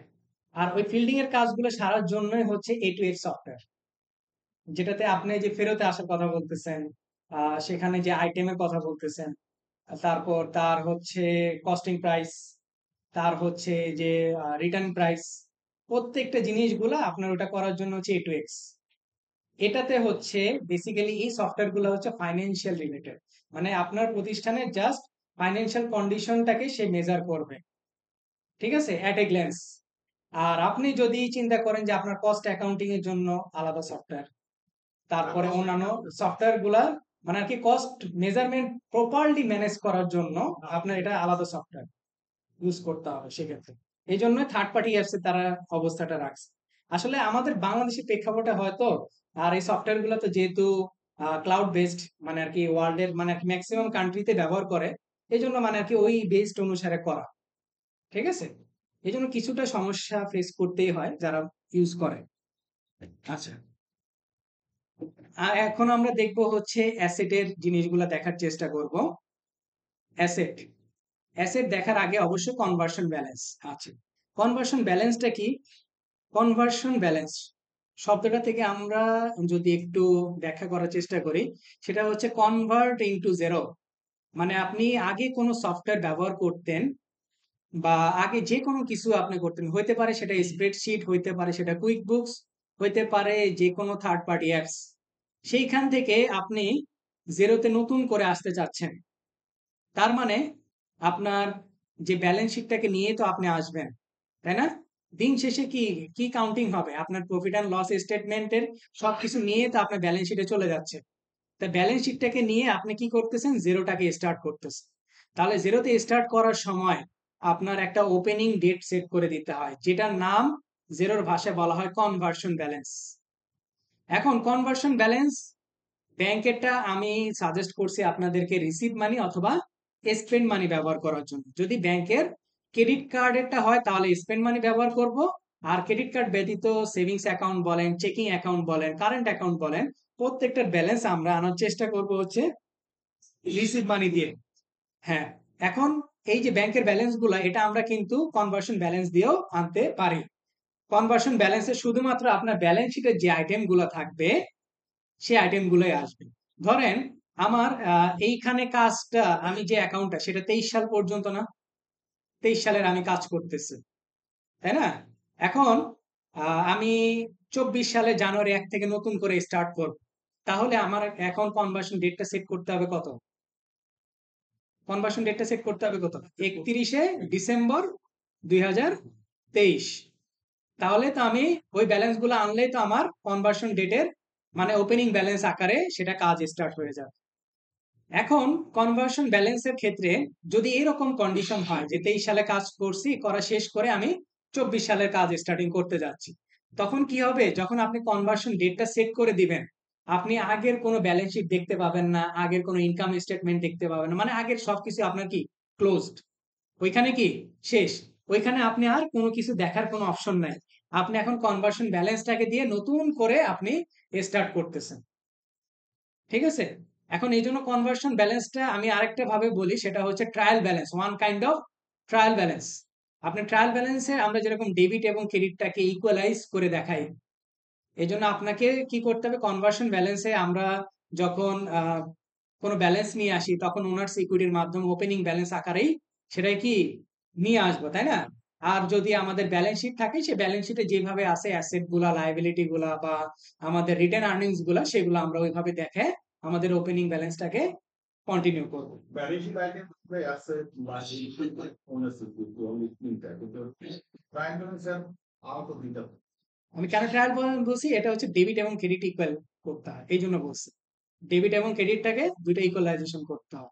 এখন সেটা আমরা পাবো হচ্ছে অ্যাকাউন্টিং এর আন্ডারে অ্যাডভান্সে যদি চলে যাই, অবশ্যই সেটা পাওয়ার জন্য ওই যে শুরুতে যে ইউজার অ্যাক্সেসটা দেখাইছিলাম, সেই ইউজার অ্যাক্সেসটা আপনার কাছে থাকতে হবে। এই যে এখানে হচ্ছে অ্যাড কনভার্সন ডেট, এই যে কনভার্সন ডেট অ্যাড কম্প্যাটিবল, এই যে দেখেন ডেবিট এবং ক্রেডিট তারা কিন্তু বলেই দিছে total debit is equal to কি টোটাল ক্রেডিট, তাই না? অবশ্যই কি দুইটা সমান থাকতে হবে। আচ্ছা, এখন আপনি কনভার্সন ডেট সেট করবেন খুবই সাবধানতার সাথে। আপনার ক্লায়েন্ট যদি মাইগ্রেশনের ক্লায়েন্ট পড়ে, তখন অবশ্যই খেয়াল করে সুস্থ মস্তিষ্কে আপনাকে কনভার্সন ডেটটা দিতে হবে। ক্লিয়ার? আর যদি এন্ডিং হয় তাহলে তো কোনো সমস্যাই নাই। এন্ডিং হলে যে মাসের এন্ডিং থাকবে সে মাসের হিসাব করে আপনি এখান থেকে কনভার্সন ডেটটাকে সেট করবেন, তাই না? এটাই হচ্ছে, এই যে দেখেন এখানে কি বলছে, আমি এখানে কনভার্সন ডেট হয়তো সেট করা ছিল, enter the date you begin processing all of your transaction in Xero, it easiest when you set the conversion date to be the start of that period. Tips for choosing conversion date, মান বলছে year বলছে, for this conversion date you need to enter conversion balance also known as opening balance March 31 2014। আমি conversion ডেটটা কবে দিছি? April 2014। তাহলে আমার এখানে ব্যালেন্সটা কোনটার আসবে? 31 মার্চ 2014। হ্যাঁ, কারণ মার্চের 31 হলে তো আমার এপ্রিল থেকে স্টার্ট হচ্ছে ওপেনিং ব্যালেন্সটা। ঠিক আছে, এই জন্য অবশ্যই সাবধানতার সাথে আমাদের কনভার্সন ডেট গুলাকে আমাকে সিলেক্ট করে দেখাইতে এটা হবে। বেসিক্যালি ধরেন আমি থেকে করে এখান থেকে ব্যালেন্সটা আমি নিয়ে আসছি জিরো জি, অনলি হ্যাঁ, বা স্প্রেডশিটে কাজ করছে, কেউ এক্সেলে কাজ করছে, সেখান থেকে ব্যালেন্সটাকে, হ্যাঁ, অন্য কোনো থার্ড পার্টি অ্যাপস এটাও হয়। ওকে, এখন এটা কেন সেট করার কথা বললাম, সেটা হচ্ছে আমাকে কাজ করতে হবে ফিক্সড অ্যাসেট নিয়ে। ঠিক আছে, ফিক্সড অ্যাসেটের আমরা ঠিক যেভাবে আমি কুইক বুকসে দেখাইছিলাম ডিসপোজ করা পর্যন্ত, এখানেও আমরা সেই জিনিসটা দেখব। মানে একটা ফিক্সড অ্যাসেটকে রেজিস্টার করব, কিভাবে ডেপ্রিসিয়েশন করতে হয়, কিভাবে সেটাকে বিক্রি করে বা ডিসপোজ করা যায়, সেই জিনিসটা আমরা এখানে দেখার চেষ্টা করব। আচ্ছা, আমরা কুইক বুকস এর ক্ষেত্রে আমাদের ডেপ্রিসিয়েশন আমরা কিন্তু ম্যানুয়ালি ক্যালকুলেট করে আসছি, তাই না? কিন্তু জেরোতে সেই জিনিসটা ক্যালকুলেশন আমাদের ম্যানুয়ালি করতে হয় না। জেরো অটোমেটিক্যালি আমরা যদি প্রপার ডকুমেন্ট গুলো তাকে দিতে পারি, তাহলে সে অটোমেটিক্যালি সেই জিনিসগুলোকে ডেপ্রিসিয়েশন ক্যালকুলেশন করে দেয়। ঠিক আছে, এটার জন্য তারা কিন্তু একটা ডেডিকেটেড ফিচার তারা দিয়ে রাখছে অ্যাকাউন্টিং এর আন্ডারে, ফিক্সড অ্যাসেট। আচ্ছা শিবু জি, অ্যাকাউন্টিং এর আন্ডারে ফিক্সড অ্যাসেট তারা দিয়ে রাখছে অটোমেটিক্যালি।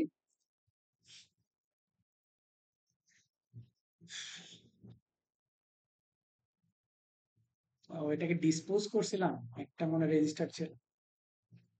আচ্ছা, ট্রাক ছিল। ওকে, অন্য কোম্পানি ওপেন করা আছে।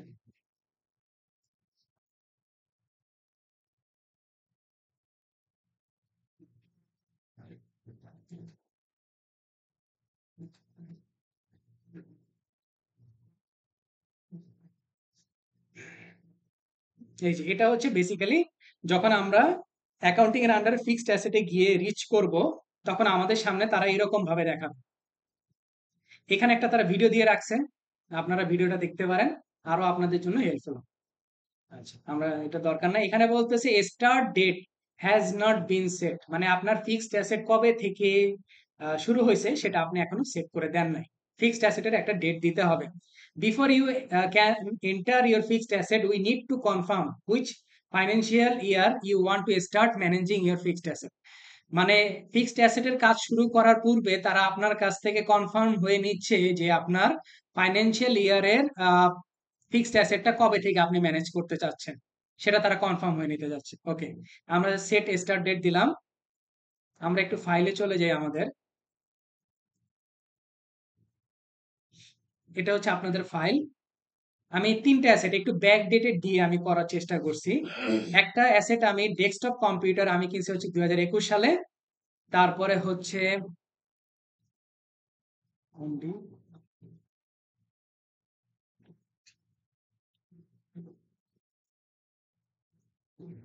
আচ্ছা, তারপরে ট্রাক আমি পারচেজ করছি হচ্ছে 2015 সালে, এয়ার কন্ডিশন হচ্ছে 2020 সালে।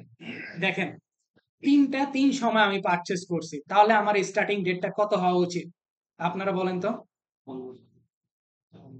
ডেস্কটপ কম্পিউটার আমি পারচেজ করছি হচ্ছে 2021, ট্রাক 2015 সালে, এয়ার কন্ডিশন 2020 সালে। তাহলে কত তারিখে আমার স্টার্টিং ডেট হওয়া উচিত? 2015 অবশ্যই। তাহলে 2015 তে আমরা স্টার্টিং ডেটটা সিলেক্ট করব। ওকে, দেখেন এখানে কি আসতেছে? কেন আসতেছে না? আমি যে কনভার্সন ব্যালেন্স ঠিক মতো দিয়ে আসি, বুঝাইতে পারছি? এই জন্য আপনাকে কনভার্সন ব্যালেন্সটা ঠিক মতো দিয়ে আসতে হবে। আসেন আমরা একটু কনভার্সন ব্যালেন্সে চলে যাই, অ্যাডভান্সে, কনভার্সন ব্যালেন্স। এই যে এরকম আছে না, এভাবে করে আমরা অ্যাড লাইন দিয়ে দিয়ে আমরা কি করতে পারি, ব্যালেন্স গুলাকে নিয়ে আসতে পারি। ঠিক আছে, ওপেনিং ব্যালেন্স। আচ্ছা, আমি একটু শো অল অ্যাকাউন্টসে যাব, সকল অ্যাকাউন্ট যাতে দেখাবে আমার এখানে।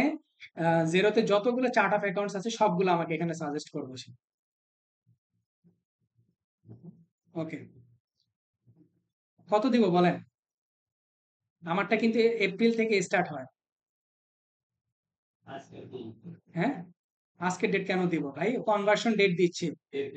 আমি যদি আজকের ডেট দিই তাহলে কি আমি 15 সালের অ্যাসেট ঠিক সিলেক্ট করতে পারবো? তাহলে কত দিব? হুম, 15। জানুয়ারির 1 তারিখ থেকে হচ্ছে, 15 জানুয়ারি 1 থেকে স্টার্ট হয়। আমরা একটু করে দিলাম, হ্যাঁ, এপ্রিল 1 2014 থেকে দিলাম। ওকে, এপ্রিল 1 14 থেকে দিলাম। এবার আমরা একটু চেক করি আমার ওখানে ডেটটা আসছে কিনা। ফিক্সড অ্যাসেটে চলে যাব, সেট স্টার্ট ডেট। এবার দেখেন আসে কি রে ভাই, মানে এটা মিনিমাইজও হয় না, এমন একটা অবস্থা।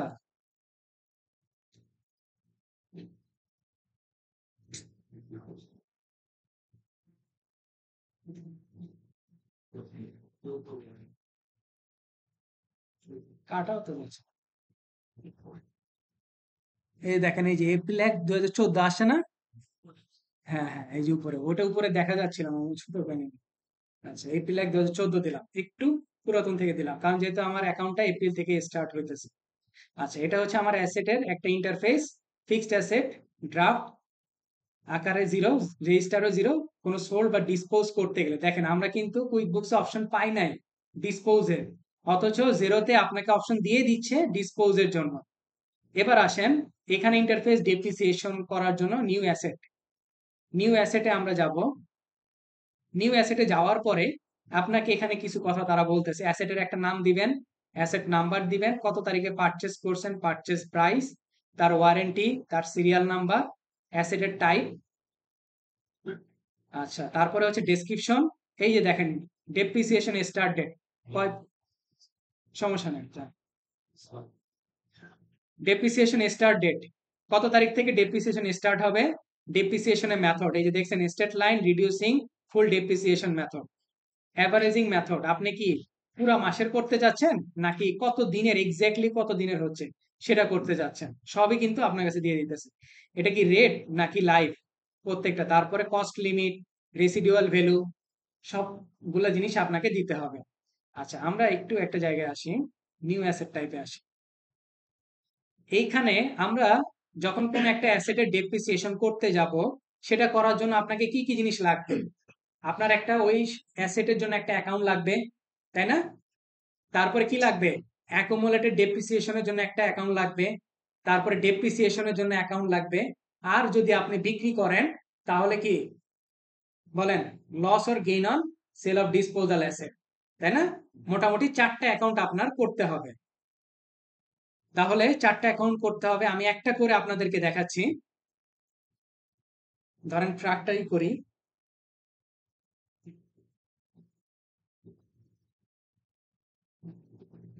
চার্ট অফ অ্যাকাউন্টসে চলে যাব।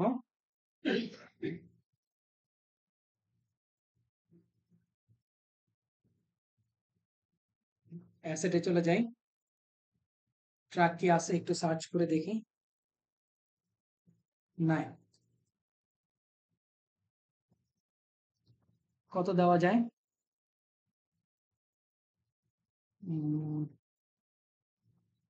715 না, 715 দিতে পারি। 715 ফাঁকা আছে। অ্যাড অ্যাকাউন্টে যাব, account type fixed asset 715, name দিব হচ্ছে ট্রাক, ডেসক্রিপশনে আপাতত ট্রাক রাখতেছি, ট্যাক্সে একটা নো ভ্যাট দিয়ে সেট করব, সেভ করে দিলাম। ঠিক আছে, 715। আচ্ছা, এবার আসেন অ্যাকুমুলেটেড ডেপ্রিসিয়েশন লাগবে না, তাহলে 716 দিয়ে করি। আমরা সবাই মোটামুটি জানি যে কোনো সাব অ্যাকাউন্ট ক্রিয়েট করা যায় না, তাই না? জিরোতে সাব অ্যাকাউন্ট ক্রিয়েট করা যায় না, সবই হচ্ছে head account. Accumulated depreciation truck, accumulated depreciation, এটা কিসের আন্ডারে দিলাম? ফিক্সড অ্যাসেটের আন্ডার। এটা কিন্তু আবার লায়াবিলিটি দিয়ে না। Truck account depreciation 15 16। আচ্ছা, আরেকটা কি লাগবে আমাদের? এক্সপেন্সের মধ্যে ডেপ্রিসিয়েশন এক্সপেন্স লাগবে না? ডেপ্রিসিয়েশন একটু চেক করে দেখি না। আচ্ছা, ডেপ্রিসিয়েশন অলরেডি কি ক্রিয়েট করা আছে, তাহলে আমার লাগবে না। আচ্ছা, আরেকটা লাগবে হচ্ছে লস অর গেইন অন,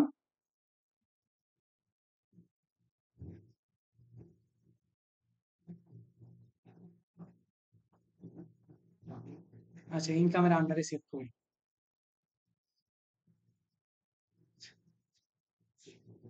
যে কোনোটার আন্ডারে সেভ করা যায়, ব্যালেন্সে রিভার্স করে নিন। 250 loss or gain on disposal of fixed assets,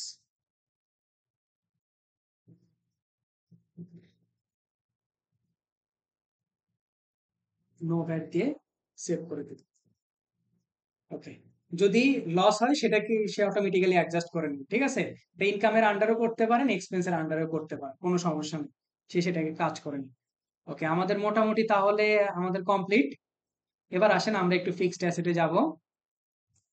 fixed অ্যাসেটে গিয়ে এবার আমরা অ্যাসেট গুলাকে এক এক করে কাজ করব। নিউ অ্যাসেটে যাব, অ্যাসেটের নামটা কি? ট্রাক, তাই না? ট্রাক। পারচেজ ডেট কবে? জানুয়ারি 2015, 1 তারিখ। পারচেজ প্রাইস কত ছিল? 20,000, তাই না? পারচেজ প্রাইস হচ্ছে 20,000। এরপরে অ্যাসেট টাইপ, অ্যাসেট টাইপের আন্ডারে কি? New asset type. অ্যাসেট টাইপের নামটা লিখবেন ট্রাক।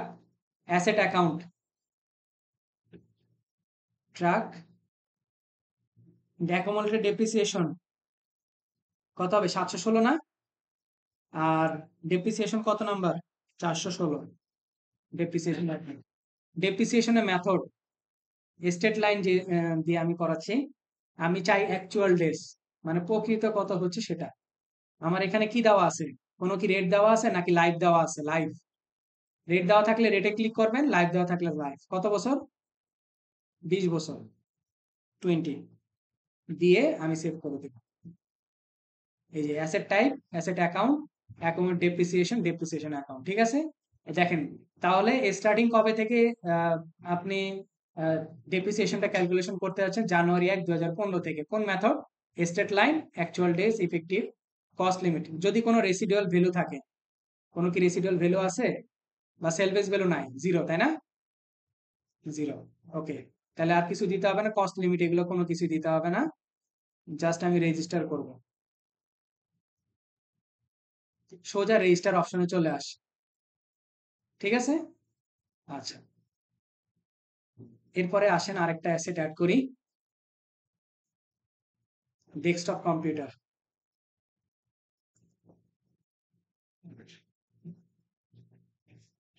আচ্ছা, অ্যাড করব না, অ্যাড করব হচ্ছে 717।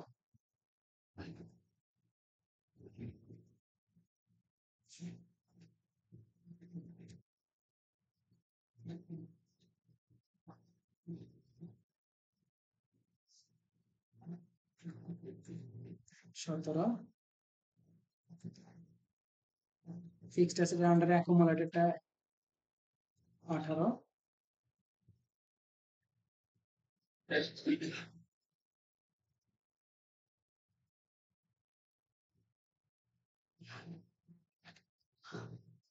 Desktop computer accumulated depreciation no VAT দিয়ে সেভ করলাম। তাহলে 717 এবং 718 তাই না?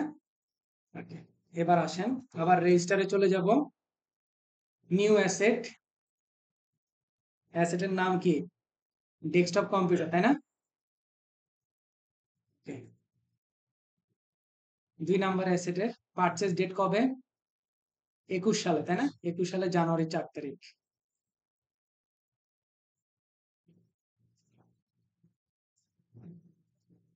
পারচেজ প্রাইস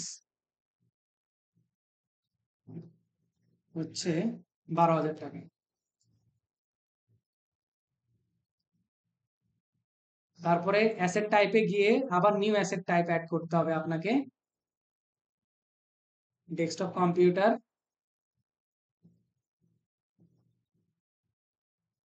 717, অ্যাকুমুলেটেড হচ্ছে 718, ডেপ্রিসিয়েশন হচ্ছে 416, ডেপ্রিসিয়েশন মেথড হচ্ছে স্ট্রেট লাইন, অ্যাকচুয়াল ডেসে চাই, ইফেক্টিভ লাইফ হচ্ছে 12 বছর। সেভ। ওকে, 4 জানুয়ারি থেকে স্টার্ট হবে, বাকি সবকিছু ঠিক আছে। রেজিস্টার। আচ্ছা, যখন জিরোতে আপনারা ডেপ্রিসিয়েশন ক্যালকুলেশন করবেন, বি কেয়ারফুলি শুনেন। যত ধরনের অ্যাসেট থাকবে ফিক্সড অ্যাসেট সবগুলাকে অ্যাড করে দেন ডেপ্রিসিয়েশন করতে যাবেন। এই ভুলটা করা যাবে না যে একটা অ্যাসেট অ্যাড করবেন ডেপ্রিসিয়েশন করবেন, আরেকটা করবেন ডেপ্রিসিয়েশন করবেন। এটা আপনি করতে পারবেন না। সবগুলা অ্যাসেটকে আগে অ্যাড করে নেবেন সুন্দরভাবে, দেন আপনি একবারে গিয়ে ডেপ্রিসিয়েশন করতে যাবেন। দেখেন আমি দুইটা অ্যাসেট অ্যাড করছি, এখন আমি একসাথে ডেপ্রিসিয়েশনটা ক্যালকুলেশন করব। এই যে উপরে ডান পাশে রান ডেপ্রিসিয়েশন, আমি স্টার্টিং ডেট 2014 ছিল, তাই না? 1 বছর করে করতে পারবেন 2015 সাল পর্যন্ত। দেখেন শুধুমাত্র একটা অ্যাসেটের ডেপ্রিসিয়েশন আসছে 246.58। কনফার্ম করে দেওয়ার পরে কিন্তু আর ডেট চেঞ্জ করা যাবে না। কনফার্ম করে দিলাম, আবার রান ডেপ্রিসিয়েশনে যাব। দেখেন স্টার্টিং ডেট লক হয়ে গেছে না? মানে স্টার্টিং ডেট আর চেঞ্জ করতে পারবেন না একবার কনফার্ম হওয়ার পরে। তাহলে এপ্রিল 2015 থেকে মার্চ 31, 2016 পর্যন্ত আমার আরেকটা অ্যাসেটে একটাই অ্যাসেট আসছিল ডেপ্রিসিয়েশন 1000 টাকা কনফার্ম। রান ডেপ্রিসিয়েশন আবার এপ্রিল 2016 থেকে মার্চ 2017 পর্যন্ত। মানে যা যা অ্যাসেট থাকবে প্রত্যেকটা অ্যাসেটের ডেপ্রিসিয়েশন সে অটোমেটিক্যালি ক্যালকুলেশন করবে, আপনার কিছু করতে হবে না, জাস্ট কনফার্ম করবেন। তারপর আবার রান ডেপ্রিসিয়েশনে যাব এপ্রিল 17 থেকে মার্চ 2018 পর্যন্ত। 1000 টাকা আসতেছে কারণ স্টেট লাইন ছিল। আবার রান ডেপ্রিসিয়েশনে যাব এপ্রিল 2018 থেকে March 2019 confirm.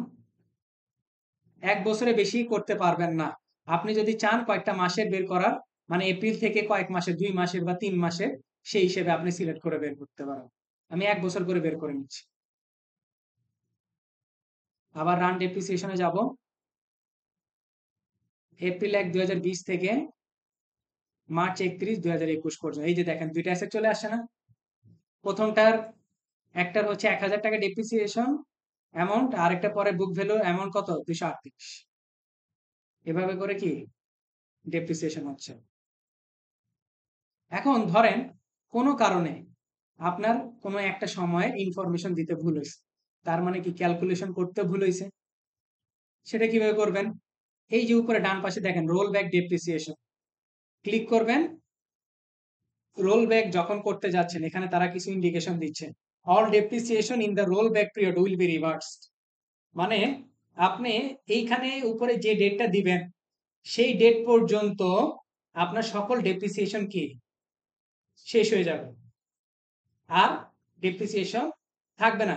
Any registered asset will remain registered, any disposal asset will remain dispose, any delete asset will be remain delete. মানে অন্য কোনো জায়গায় চেঞ্জ হবে না।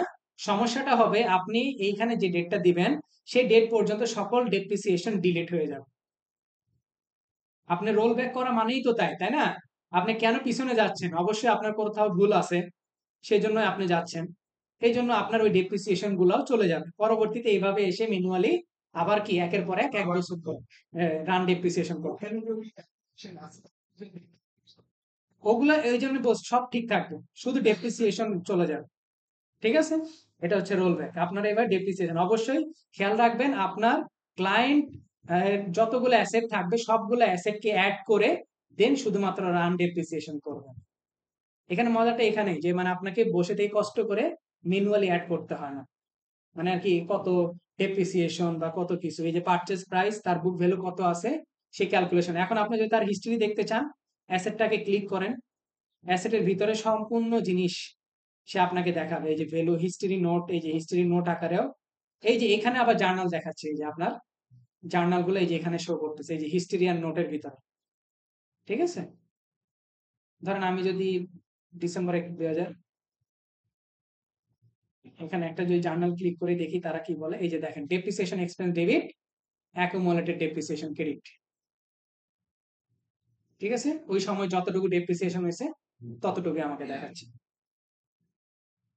এভাবে করে আপনারা ডেপ্রিসিয়েশন গুলো কাজ করতে পারেন। ঠিক আছে, এটা হচ্ছে আপনাদের অ্যাসেট। এবার আসেন, রেজিস্টার করা শিখলাম, ডেপ্রিসিয়েশন ক্যালকুলেশনও শিখলাম। এবার আসি আমরা ডিসপোজ করতে চাই। আচ্ছা, ধরেন এই যে ট্রাক এখন আছে কত, বুক ভ্যালু আছে কত, 13,753.42 টাকা। এখন আমি কি করতে চাই, এটাকে ধরে নিলাম আমি 10,000 টাকা আমি সেল করে দেব ট্রাকটাকে, তাই না? 10,000 টাকা আমি সেল করে দেবো। আসেন আমি এবার ডিসপোজ ট্রাকটাকে আগে ওপেন করব, একটু ডুপ্লিকেট করে নিলাম। যখন আমি এটাকে ওপেন করব ডান পাশের উপরে কর্নারে একটা দেখাবে ডিসপোজ। আসেন আমরা ডিসপোজে ক্লিক করি, ডিসপোজ ডেট, আপনি কবে ডিসপোজ করতে চাচ্ছেন। ধরে নিলাম আজকের ডেটে আমি ডিসপোজ করতে চাই। ঠিক আছে, এতদিন পর্যন্ত রেখে রেখে আসছি, এখন ডিসপোজ করি। সেল প্রসিড, কত টাকায় আপনি বিক্রি করতে চাচ্ছেন? 10,000। এবার আসেন সেল প্রসিড অ্যাকাউন্ট, এইখানেই শুভঙ্করের ফাঁকিটা, বুঝছেন? শুভঙ্করের ফাঁকি একটা জায়গায়। আমরা নর্মালি কি করি, 10,000 টাকা বিক্রি করছি, হিসাব অনুযায়ী এটা কোথায় আসার কথা? আনফরচুনেটলি এখানে কোনো ব্যাংক আপনি খুঁজে পাবেন না। এই দেখেন রেভিনিউ, এক্সপেন্স, দেখেন কোনো ব্যাংক নেই। এটা কি অ্যাসেটের মধ্যে দেখেন তো ব্যাংক খুঁজে পান কিনা? Payment, office, truck, asset, computer equipment, building, দেখেন তো ব্যাংক, ইনটেনজিবল অ্যাসেট কোনো কিছু নেই। যে লাইবিলিটি, তারপর ওনার সিকিউরিটি, এইখানে কি শুভঙ্করের ফাঁকিটা রয়ে গেছে। এখন এটার জন্য আপনার কি কি করতে পারবেন? ওয়ে হচ্ছে আপনি কোন একটা হোল্ডিং হিসেবে একটা অ্যাকাউন্ট করে রাখতে পারেন, মানে যেখানে আপনি আগে টাকাটা নিবেন, তারপরে টাকাটাকে আপনি কি করবেন, রিসিভ মানি দিয়ে, রিসিভেবল একটা সেট না আপনি যে কোনো একটা অ্যাকাউন্ট ক্রিয়েট করেন যেখানে আপনি টাকাটা গিয়ে রাখবেন, হোল্ড অবস্থায় রাখবেন, তারপরে টাকাটাকে নিয়ে আপনি রিসিভ মানির মাধ্যমে ব্যাংকে নিয়ে আসবেন। এটা হচ্ছে প্রসেস জেরো। মানে আপনি কোথাও একটা হোল্ড রাখবেন, মানে কোন একটা ফান্ড করলেন, পরবর্তী সেখান থেকে আপনি ব্যাংকে টাকাটা নিয়ে আসবেন, কারণ আপনার ব্যাংকে তো ডিরেক্ট আসবে না, সে একটা মাধ্যম হয়ে তারপরে আপনার কাছে আসবে। এখন এটার জন্য আমি সাজেস্ট করি আমরা যেহেতু loss or gain on disposal নামে একটা অ্যাকাউন্ট করছি না, সেইখানে আপাতত রাখি, সেইখানে রাখবো, পরে সেখান থেকে আমি নিয়ে যাব, নতুন করে আর চার্ট অফ অ্যাকাউন্ট করার দরকার নেই। ওই পয়েন্টে তো আমার এটা বুঝিনি আরেক পয়েন্ট। মানে যে পয়েন্টে আপনি এটা হোল্ড করতেছেন সে হ্যাঁ 10,000 টাকা আমি হোল্ড করতেন, এটা কি আপনার ব্যালেন্স শিট আইটেম হবে হুম ওই পয়েন্টে? হুম ওই পয়েন্টে যদি আমি যদি রিপোর্টিং ডেটটা হয়, ওই রিপোর্টিং ডেটে যদি আমি যদি ব্যালেন্স শিটের যদি সেট করতে যাই, তখন এটা ব্যালেন্স শিটে কোনো একটা হেডে ওই বোর্ড অ্যাকাউন্টের ব্যালেন্স অ্যাসেট করতে দেখাবো। হ্যাঁ, ওই যে লস আর গেইন অনের ইয়া হিসেবে দেখাবে। যদি লস অফ গেইন না দিয়ে আমি যদি একটা স্পেশাল কোনো একটা হেড, হ্যাঁ, দেন তাহলে ওই অ্যাকাউন্ট হিসেবে দেখাবো, ঘুরে ফিরে ওইখান থেকে আনতেই হবে। যে পরবর্তী মতো ওইটাকে হ্যাঁ, ডিলিট করে দেবো আর ওই ব্যাংকে ডেবিট করে শেষ হ্যাঁ, করবো। আমি যেহেতু ওই লস আর গেইন অন ডিসপোজাল নামে অ্যাকাউন্ট করছি, আমি এইখানে রাখবো। আপনারা চাইলে অন্য আরেকটা অ্যাকাউন্ট করতে পারেন, কোনো সমস্যা নেই। জাস্ট এটা হচ্ছে হোল্ড হিসেবে থাকবে। মানে 10,000 টাকা আমি কোথায় আনতেছি, আপাতত লস আর গেইন হিসেবে, কারণ আমার কাছে ব্যাংক তারা নাই। এবার আসেন depreciation for the financial year. অনেক মেন্টরই এই জায়গাটাকে স্কিপ করে চলে যায়। এইখানে নো ডেপ্রিসিয়েশন যদি আমি দিই, তাহলে আমার কিন্তু আপডেট ডেপ্রিসিয়েশন আসবে না। এটা কিন্তু মাথায় রাখতে হবে। আপনি যখন কোনো সেল করতে যাবেন বা ডিসপোজ করতে যাবেন, আপনাকে আপডেট ডেপ্রিসিয়েশন লাগবেই। তাহলে আপডেট ডেপ্রিসিয়েশন যদি লাগে, তাহলে অবশ্যই আপনাকে all depreciation up to and including, মানে আপনাকে ডেট পর্যন্ত যে ঠিক করে দিতে। জি, কয় তারিখে আপনি ইয়ে করবেন সেই অনুযায়ী আপনাকে সিলেক্ট করে দিতে হবে। আচ্ছা,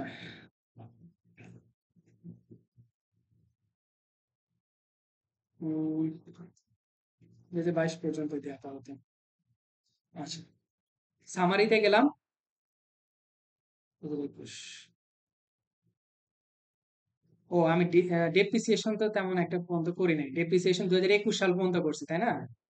তাহলে 21-এর বেশি দিন আমাকে দেখাবে না, মার্চ 31 তারিখ পর্যন্ত। তাহলে এটাকে একটু চেঞ্জ করে দিই, ধরলাম এপ্রিলে 2021, মানে অতদিন পর্যন্ত আমি ডেপ্রিসিয়েশন রান করিনি, এই জন্য ইন্ডিকেট করতেছে। এখন কি হ্যাঁ, বলেন। সেটা করে কি যে আমরা যখন একটু প্রত্যেক বছরই আমরা যখন অ্যাসেটকে ভ্যালুয়েশন দিয়ে জাস্ট অ্যাসেটটা আমরা তখন ফাইন্যান্সিয়াল রিপোর্ট ক্লোজ করার জন্য তখন প্রতিগুলো অ্যাসেট করে আমরা আইডেন্টিফাই করে নিই যে এগুলা ইউজেবল না বা এগুলো এখন সহায়ক হচ্ছে বা একটা শেপে নেওয়া হয়েছে। হ্যাঁ, এই জিনিসগুলো আমরা কি করে বছরে এই ধরনের অ্যাসেট হিসেবে আমরা ব্যালেন্স শিটে কিন্তু রাখি। ঠিক আছে? কারণ কি যদি আমি ব্যালেন্স শিটে না রাখি, যদি অ্যাসেট শিট গুলো থাকে, তখন হবে কি আমরা যখন ডেপ্রিসিয়েশন ক্যালকুলেশন করব ওইগুলো নিয়ে নিই। হুম। তাই না? ওইগুলো নিয়ে নিবে কিন্তু। এখানে যে আপনারা কেসটা করতেছেন, কেসটা কোথায় আসছে? হ্যাঁ? এখানে দেখা যাচ্ছে যে আপনি বলতেছেন যে এখন যে আপনি বলেন যে এই পর্যন্ত সিস্টেমের টানে। আপনি তো জেনে গেছেন এটা একটা অপরিয়ড আইটেম হয়ে গেছে। যে এটা আমার কাজে লাগতেছে। তাহলে এই পর্যন্ত অটোমেটিক্যালি যদি ডেপ্রিসিয়েশন কিন্তু বাই গ্রুপলি হয়ে আসতেছে। তাই নাকি? হ্যাঁ, কিন্তু এখানে তারা আহ, বলে যে, মানে আর কি, ক্লাউড অ্যাকাউন্টিং এর সিস্টেমে সেটা হচ্ছে যে আপনি যতদিন পর্যন্ত ডেপ্রিসিয়েশন করবেন, ততদিন পর্যন্তই সে আপনাকে সাপোর্ট দিবে। হুম। এরপর আর না। নেগেটিভ হয়ে গেলে দিবে, দিবে না। হ্যাঁ, নেগেটিভ হলে দিবে, না। দেবে। তাই না? এই জন্য আর কি এপ্রিল সে আমাকে মানাই করতেছে। ঠিক আছে, যাই হোক, আমরা মার্চ 31 তারিখ পর্যন্ত আমরা ডিসপোজ করব এপ্রিলের 1 তারিখ। তা শো সামারি দিলেই এখন আমাকে এখানে জার্নালটা দেখাচ্ছে। দেখেন কস্টিং কত, 20,000। কারেন্ট অ্যাকুমুলেটেড ডেপ্রিসিয়েশন কত, 6,246.58। সেল প্রসিড আমি বিক্রি করতেছি 10,000। লস অন ডিসপোজাল হচ্ছে 3,753.42। ঠিক আছে, সবগুলো সে একটা সামারি করে আমাকে দিচ্ছে। দেন রিভিউ জার্নালে চলে যাব। এই যে জার্নালটা সে আবার সামনে আমাকে দেখাচ্ছে। ট্র্যাক করব হচ্ছে আমরা ক্রেডিট, যেহেতু ডিসপোজ করে দিচ্ছি, ট্র্যাকটা আমার কাছে চলে যাচ্ছে, ক্রেডিট হয়ে যাচ্ছে 20,000। Accumulated depreciation 6,246.58। আর এই যে 10,000, এটা কি? এটা হচ্ছে আমার ওই যে সেল করতেছি 10,000 টাকা, এটা। তারপরে যে লস অন ডিসপোজাল, এইখানে আপনাকে লসের টাকাটা এক্স্যাক্টলি কোথায় নিবেন, 3,753, সেটাই তো আমরা এক্স্যাক্টলি লস আর গেইনে নিয়ে যাব, তাই না?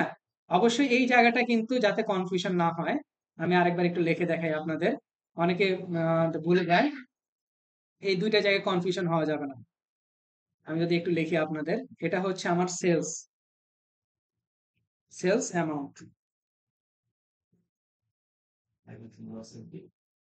হ্যাঁ,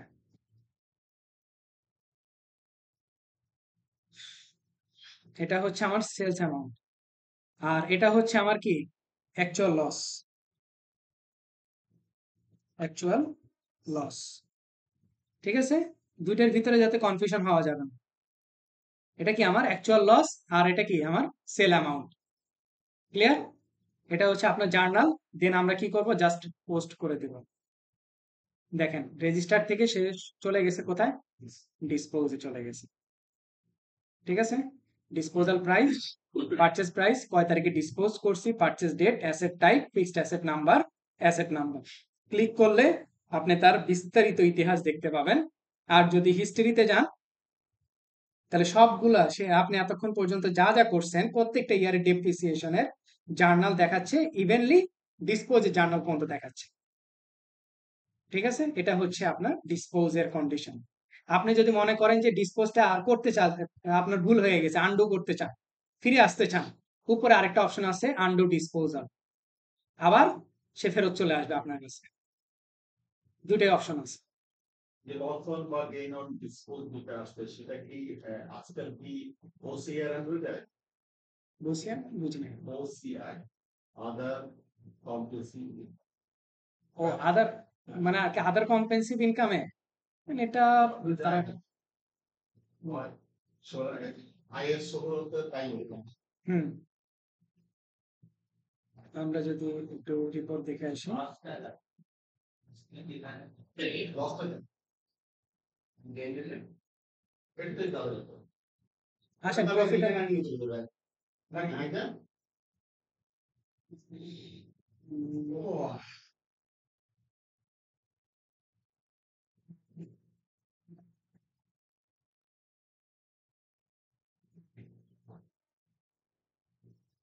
একটু রিপোর্টটাকে রান করে দেখি।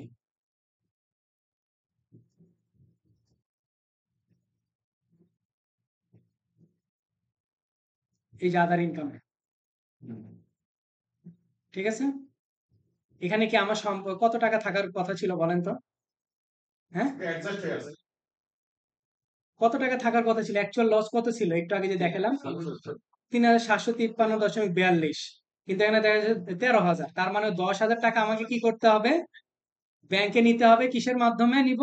রিসিভ মানির মাধ্যমে নিব। ঠিক আছে, রিসিভ মানির মাধ্যমে আমরা ব্যাংকে সেটা নিয়ে আসবো। ক্লাসের আন্ডারে চলে যাব, রিসিভ মানিতে যাব, ধরে নিলাম এই টাকাটা এসে আমার ঢুকবে হচ্ছে আরবিএস ব্যাংকে। নেক্সটে চলে যাব, ধরেন কারো কাছে আপনি বিক্রি করছেন, ঠিক আছে, ওই ব্যক্তির কাছ থেকে ধরেন, বা যে কোনো আপনি আপনার নিজের নামও দিতে পারেন, কোনো সমস্যা নেই, এখানে কোনো ইস্যু করবে না। আপনার ডিসপোজের ডেটটা ছিল কবে?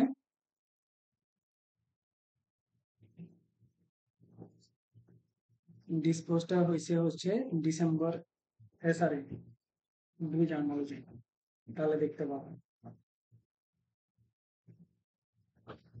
এপ্রিল ১, ২০২১। ওকে, আচ্ছা, ধরে নিলাম আজকে আমি টাকাটা নিচ্ছি। একটা ন্যারেশন দেন, loss or gain on disposal asset, sales amount, যে কোনো একটা ন্যারেশন দিতে পারেন। কোয়ান্টিটি হবে একটা, আর ইউনিট প্রাইস হবে হচ্ছে ১০,০০০। অ্যাকাউন্টটা কোনটা হবে বলেন? অ্যাকাউন্ট কোনটা হবে? Loss or gain on disposal দিয়ে সেভ করবেন। ওকে, এবার আমরা আবার একটু রিপোর্টটাকে দেখার চেষ্টা করি।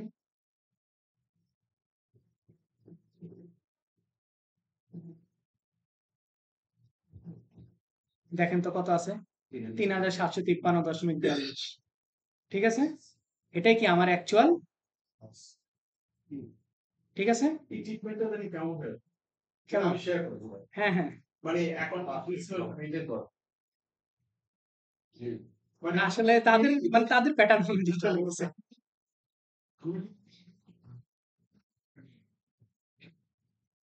ওই যে ১,০০০ ১০,০০০ ১,০০০ থেকে ১০,০০০ আছে এটা কিন্তু আপনাদের ডাইরেক্টলি অ্যাসেট আর এটা রেভিনিউ আন্ডারে চলে যাবে প্যাটার্নে চলে গেছে আসলে এটা রেভিনিউ না না না না, এখন এটা যদি আমরা যদি বলতাম যে ফান্ড বিল্ড আপ এগেইনস্ট হ্যাঁ লস অন বা গেইন অন বা asset disposal sorry asset disposal এটা যদি অ্যাসেট হিসেবে দেখে দিতাম তো ওটা কিন্তু ব্যালেন্স শিটে দেয় এখন যদি তখন ডাইরেক্ট প্রথম আসলে আপনাদের ৩,৭০০ এটাই তো শো করতো ফার্স্টে। তখন আপনি যদি জার্নাল যেটা নেক্সট এন্ট্রিটা দিতেন, সেটা কি করতো? ওইটাকে আবার ক্রেডিট করতাম, ব্যাংকে ডেবিট করে শেষ করে দিত ওই এন্ট্রি। তাহলে প্রথমেই কিন্তু ওইটা আসতো না। হুম। সে ঠিক আছে, কিন্তু অনেকে বুঝে না, এই জন্য জিনিসটাকে এইভাবে তাদেরকে সিস্টেমটাকে ইউজার ফ্রেন্ডলি করার জন্য করে রাখছে। কারণ এটা অনেকের জন্য একটা ইজি প্রসেস, মানে বুঝার ক্ষেত্রে সুবিধা। ওইটা যারা আমরা অ্যাডভান্স লেভেলে কাজ করে দেখা গেছে তাদের জন্য ওটা সমস্যা নেই। আচ্ছা, তাহলে এইভাবে করে আমরা অ্যাসেটটাকে ডেপ্রিসিয়েশন, অ্যাসেটটাকে রেজিস্টার করব, দেন হচ্ছে ডেপ্রিসিয়েশন করব, দেন ডিসপোজাল করব। আপনারা প্রত্যেকটা অ্যাসেটটাকে অ্যাড করবেন, অ্যাড করে ডিসপোজ করবেন প্রত্যেকটা অ্যাসেট। ঠিক আছে? ওকে, আমি দুইটা করে দেখেছি, আপনারা আরেকটা করবেন। এবার আসেন জার্নাল এন্ট্রি। আমরা জার্নাল এন্ট্রি সবাই মোটামুটি দিতে পারি, এটা জার্নাল এন্ট্রি। এবার আপনারা, আপনাদের কাছ থেকে আমি দেখতে চাই আপনারা জার্নাল এন্ট্রি কি দিবেন। আপনাদেরকে আমি টেস্ট করার জন্য দিলাম যে আপনারা 10টা জার্নাল এন্ট্রি ক্রিয়েট করবেন, আমি সেটা দেখতে চাই। এই যে ম্যানুয়াল জার্নালে চলে যাবেন, যাওয়ার পরে নিউ জার্নালে ক্লিক করবেন, ক্লিক করা মাত্রই এই যে জার্নালের ঘর। ঠিক আছে? আমি আপনাদের কাছে দেখতে চাই যে আপনারা কি রকম জার্নালে পারদর্শী। আশা করি সবাই ভালো পারবেন, কারণ জার্নাল মোটামুটি সবারই একটু মুখস্থ থাকে। ওই জন্য দেখা গেছে যে আপনাদের জন্য আমি জার্নালটা আমি রেখে দিলাম। আপনারা জার্নাল ক্রিয়েট করবেন যে কোনো জিনিসের, যে কোনো কিছুর, কিন্তু শর্ত কি, কোনো ব্যাংক খুঁজে পাবেন না। জার্নালে কি কোনো ব্যাংক আছে? কোনো ব্যাংক নাই। ব্যাংক ব্যতীত অন্য যে কোনো কিছুর আপনি 10টা জার্নাল ক্রিয়েট করেন, ক্রিয়েট করে আমাকে দেখান যে আমি এই জিনিসের উপরে 10টা জার্নাল ক্রিয়েট করছি, বা আলাদা আলাদা জার্নাল করছি। ঠিক আছে? এটা আপনাদের কাজের জন্য আমি রাখছি। ওকে, এবার আসেন ওভার পেমেন্ট এবং প্রি পেমেন্ট জিনিসটা কি। ওভার পেমেন্ট এবং প্রি পেমেন্ট এই অপশনটা আমরা দুইটা জায়গায় খুঁজে পাবো। আমি দুইটা জায়গায় দেখাচ্ছি আপনাদেরকে। এই অপশনটা দুইটা জায়গায় খুঁজে পাবো, একটা প্লাসের আন্ডারে, এটাকে ডুপ্লিকেট করি। প্লাস নিউ এর আন্ডারে আমি যদি চলে যাই রিসিভ মানি, আবার প্লাসের আন্ডারে চলে যাই হচ্ছে স্পেন্ড মানি। আমি যে কোনো একটা ব্যাংক সিলেক্ট করলাম। ঠিক আছে?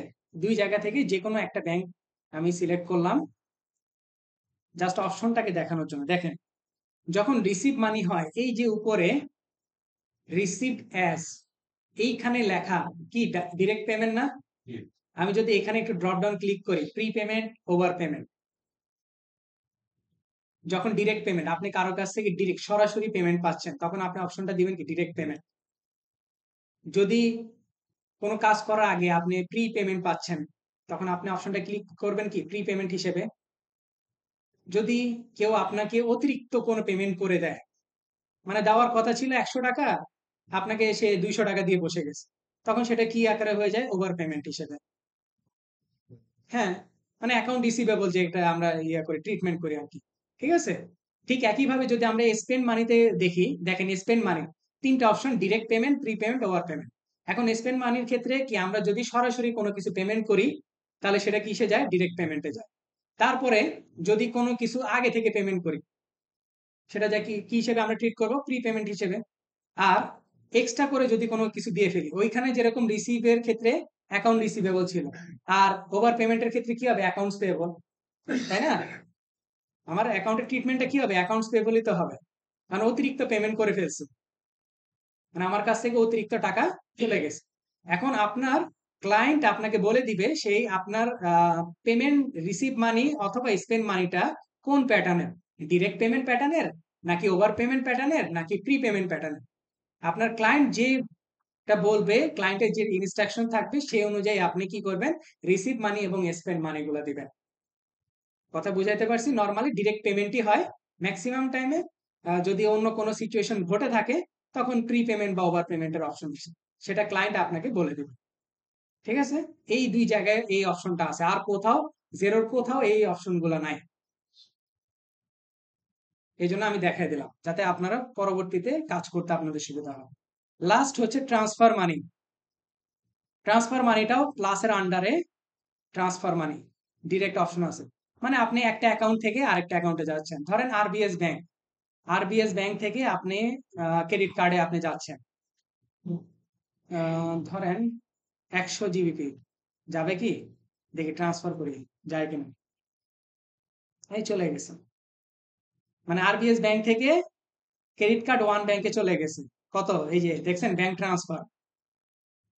জাস্ট এক অ্যাকাউন্ট থেকে আরেক অ্যাকাউন্ট ট্রান্সফার। আমরা যেটা ওই যে কুইক বুকসে করে আসি transfer money, one account to another account you have to transfer your money, সেটাকে কি ব্যাংক ট্রান্সফার হিসেবে আমরা চিহ্নিত করতে পারি। তাহলে আপনাদের কাজ আপনারা ফাইল অনুযায়ী করবেন। আপনাদের অতিরিক্ত কাজটা কি দিছি? বিলটাকে ইম্পোর্ট করা। আপনারা নিজেরা কিছু বিল ক্রিয়েট করবেন, 10টা 12টা বা 15টা আপনাদের সুবিধা অনুযায়ী আমি দিলাম। তারপরে হচ্ছে জার্নাল ক্রিয়েট করবেন 10টা, যাতে আমি দেখতে পারি। হ্যাঁ, আরেকটা কাজ এক্সট্রা হবে, সেটা হচ্ছে যে ওভার পেমেন্ট এবং প্রি পেমেন্ট করবেন। সবাই দুইটা অপশনেরই করার চেষ্টা করবে, নিজের একটু মেধা খাটা, তাহলে আমি বুঝতে পারবো যে না আপনার জিনিসটা প্রপারলি আপনি বুঝতে পারছেন। ওকে।